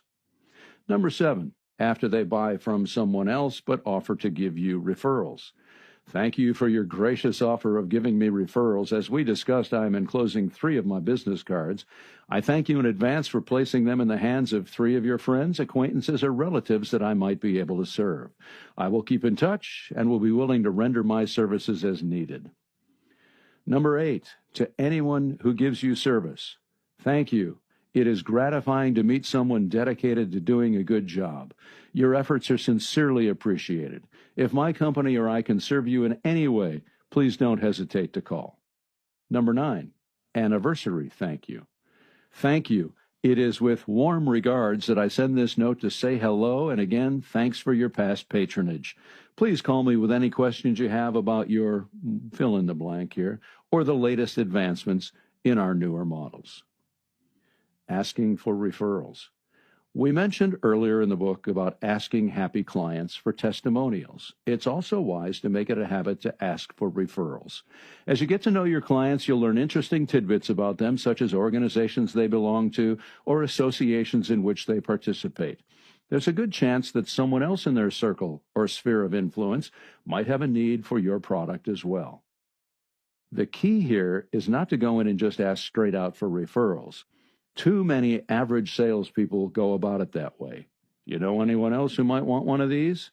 The majority of the time, the answer will be no. Instead, start by talking about the benefits the client most enjoys about your product or service. This will help them get into a satisfied emotional state. Then, make a reference to a specific group or person they've mentioned in the past. Who in your local manufacturers association have you told about your new widget? When they bring up a name, ask what that person thought about it, if they asked questions about it or expressed an interest. The more you discuss that person and their opinions, if they're positive, the more likely you will get that contact information when you ask directly and specifically for it. This can be done on LinkedIn as well. It's an accepted business practice on LinkedIn to ask someone you connect with to help you connect with someone else they know. It can be as simple as, Tom, I see that you're connected with George Parsons at such and such a company. George is someone I'd enjoy being connected with too. You wouldn't mind helping me by making an introduction, would you? All Tom has to do is open an email message inside LinkedIn and add both your name and George's to it. His email might read something like this. George, I've been working with Tom Hopkins on a training project for my sales team. I've been very happy with the results so far and thought it might be a good idea for you and Tom to get to know each other as well. George, meet Tom. Tom, I hope you and George hit it off like we have. You could use this strategy in reverse when you meet someone who you think would benefit from being introduced to one of your clients. In your prospecting efforts, there will be occasions where your contact says, sorry, I'm not the contact for anything like that. At this point, you might send the following. Hi, Bob. Thanks so much for returning my email. Perhaps you could direct me to the proper person who handles whatever that is that you want to deal with in their company. I would greatly appreciate your help. Regards. Most people are kind. When you ask for help, if it's not too much trouble, they'll give it to you. If you offer a benefit that might be enjoyed by employees, they'll be all too happy to get you through to the decision maker. When you do get contact information for a decision maker but no direct introduction, you'll need to explain yourself a bit more as you make the connection. Hello, Mr. So-and-so or Mrs. whoever. I was recently speaking with George from your company, and they suggested that I contact you for a brief introduction. Our company provides, name one or two benefits, for other businesses like yours in the community. I've included a link below to a 3-minute video explaining how we might serve your needs. Please let me know what questions it generates. If I don't hear from you, I'll touch base in a week or so to follow up. Thank you in advance for your time. Insert the video link there, or you could do this. Good morning, Bill. I was referred to you by whoever in the accounting department. After a conversation with him or her regarding our services, he or she thought it might be beneficial for me to contact you. We develop whatever your product is here. Please feel free to review our website or video link below. I'd appreciate the opportunity to connect further next week to understand your needs better. My schedule is somewhat flexible. Let me know which day of the week is best for you. Insert the video link here. When you do a great job for someone, you can ask them to post their results on their social media pages. Just ask them to include your company name, URL, or social media handle in their post. This could be a great thing for you. For example, if they just purchased a large computer system from you that will increase productivity by 200%, they're going to want to let their customers know. And if it's a big enough customer, they're going to want to post it on all their social channels and possibly send out a press release. Ask if they will mention your business's name in it. It never hurts to ask, right? If done well, this could be shared across numerous platforms and could generate leads for quite some time. What not to do. As with any interaction with others, there are written and unwritten rules of etiquette to be observed. For example, don't get too personal with business contacts. Even though you'll do a lot of online research, it's not necessary to tell prospective clients that you were doing so. Some might misinterpret it as stalking. If the knowledge you've gained is through a company website or LinkedIn's professional pages, assume it's okay to mention. The information there is because the person wants you to know it's there. If you learned on Facebook that they recently had a new baby or their child just went away to college, don't start your relationship building process with that information. Remember, they don't know you yet, and they may not realize that people they're not connected to can see what they thought was private, or at least limited to friends. In the same vein, don't be in a big rush to ask a client to become friends on Facebook. Facebook personal pages are just that, personal. Becoming friends on Facebook is something you can earn through the development of a trusted relationship. And seriously, do you want all of your clients or potential clients to see your personal posts? Probably not. Being honest with yourself and your clients. Being righteous in business means being honest with yourself and your clients. Little white lies are still lies. Sure, they're easy to come up with and easy to explain away. That's why the name Little White Lies has a definition of being told with good intentions. Since we're human, it's fairly likely that there are a few little white lies that we have told in our past. We are good-intentioned people, after all. In sales, especially if you're new, those little white lies can be the kiss of death for you. All you have in the business world is your reputation. Think about it. The product you sell can change, damage, break, or become obsolete. Orders can change, show up late or not at all. Service people for your company can show up late, install something incorrectly, or even be short with a customer. Those are things that are out of your control, but you can do something about getting those situations corrected if they happen. However, for those things you can control, like your reputation, do so with great care. The one thing that you have 100% control over is your reputation and your ability to be honest with people, to be someone clients can trust to give them a straight answer. So the next time a customer sends you an email asking where the order is, and you know that the truck broke down and is going to be a day late, tell the truth. Remember, you're not only telling the truth to him, you're telling the truth to yourself. You will sleep better at night, and no matter what you might think or how bad the situation might look, your customers will respect you for it. And that, my friend, is worth more than any order that is gotten through dishonesty. After you tell the truth about a challenging situation, make sure you do everything in your power to make the situation right for your customer. It's always wise to have a solution in mind before contacting a client about a challenge. There is always a solution to a problem if you look hard enough. Sometimes you need a break. Sometimes you need to take a break from prospecting and put everything in perspective. Every now and then, while working with your plan, it might start to feel like drudgery. This is not uncommon when doing any type of repetitive research. This is the time to take a break and do something else. Taking a break is a much better option than giving up on working the system completely. Make a few phone calls to happy clients just to see how they're doing.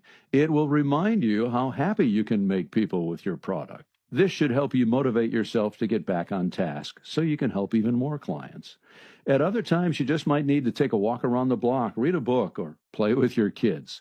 Whenever that time comes, you will know it. Your mind will start to wander, and it will continue to divert you from your goal. That's the time to take the break and remember this is your career and not your whole life. Nothing is worth being out of balance. Also remember that this is simply a break.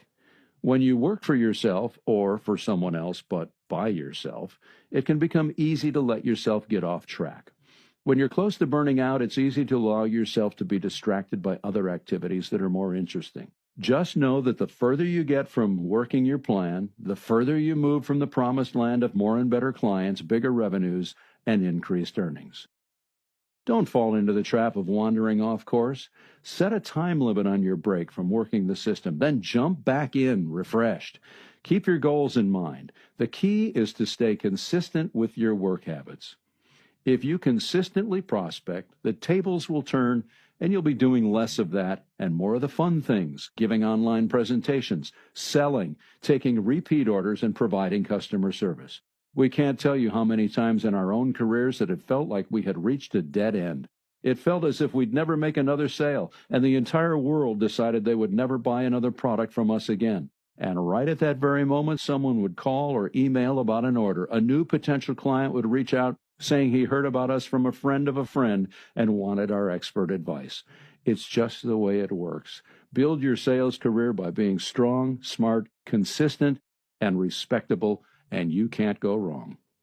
Everybody has a comfort zone. Everybody has a comfort zone, you and your buyers. When you come home each night, you may have a comfortable pair of slippers you like to put on and a comfortable chair you like to sit in. This rings true in our professional lives as well. Most people like going to work each week, doing things they do every week, and are good at it. They like getting a steady paycheck and enjoy a certain level of job satisfaction. Sales can be steady too if you do all the things necessary to assure your success. If you want a steady paycheck, you need to steadily prospect, present, and close. If you want an increasingly larger paycheck, you need to increase your prospecting, presenting, and closing. It's actually a pretty simple equation. However, for many, being consistent can be a challenge. Buyers have their comfort zones too. Buyers like to use the same vendors, purchase the same types of products, have familiar pricing, and so on. It's comfortable. When attempting to get buyers to change vendors, you need to break into their worlds and make them feel a bit uncomfortable. You have to create a bit of doubt in their minds that they're working with the best vendor for their needs. Otherwise, they'll be likely to want to stay in their comfortable little world. Few buyers will actively seek out new vendors on a regular basis. It's just too much work. It's too uncomfortable to learn over and over again who they can trust. However, when buyers have challenges with a vendor or a product, they're already uncomfortable due to the challenge and will be more receptive to you entering their world. It's important to understand the magnetic power of a comfort zone, both yours and your clients. For yourself, if you want to earn more, learn more, do more, reach out to more people.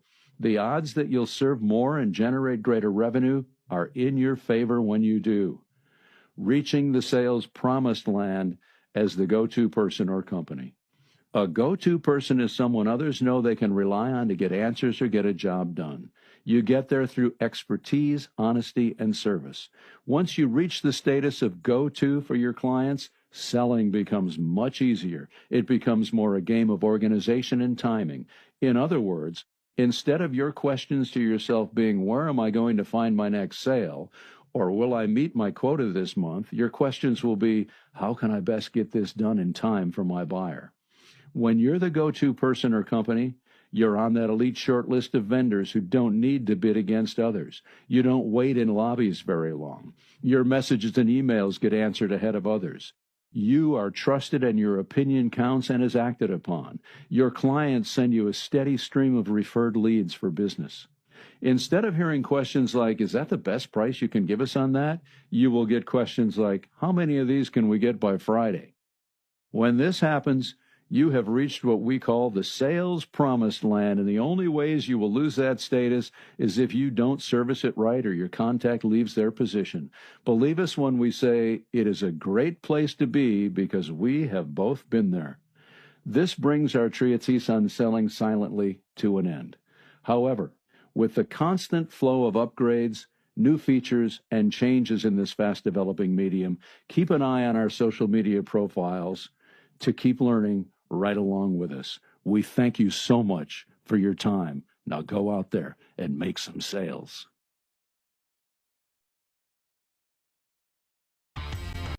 What you know has the ability to change somebody's life. Right now, it's being typed into Google thousands of times per second. It's being liked on Facebook. It's being hashtag goals on Instagram. And people are sitting in a classroom paying $50,000 per year or more to learn just a fraction of what you already know. Now, what if that thing that you love so much didn't have to be just a hobby? What if it was your career, your business? What if people would actually pay you for your advice? You might be the one that could save a marriage, repair a family, change the course of someone's health, inspire an idea. Expert Secrets will help you to find your voice, build a movement, and become your career. Get your free copy of Expert Secrets now because your message matters.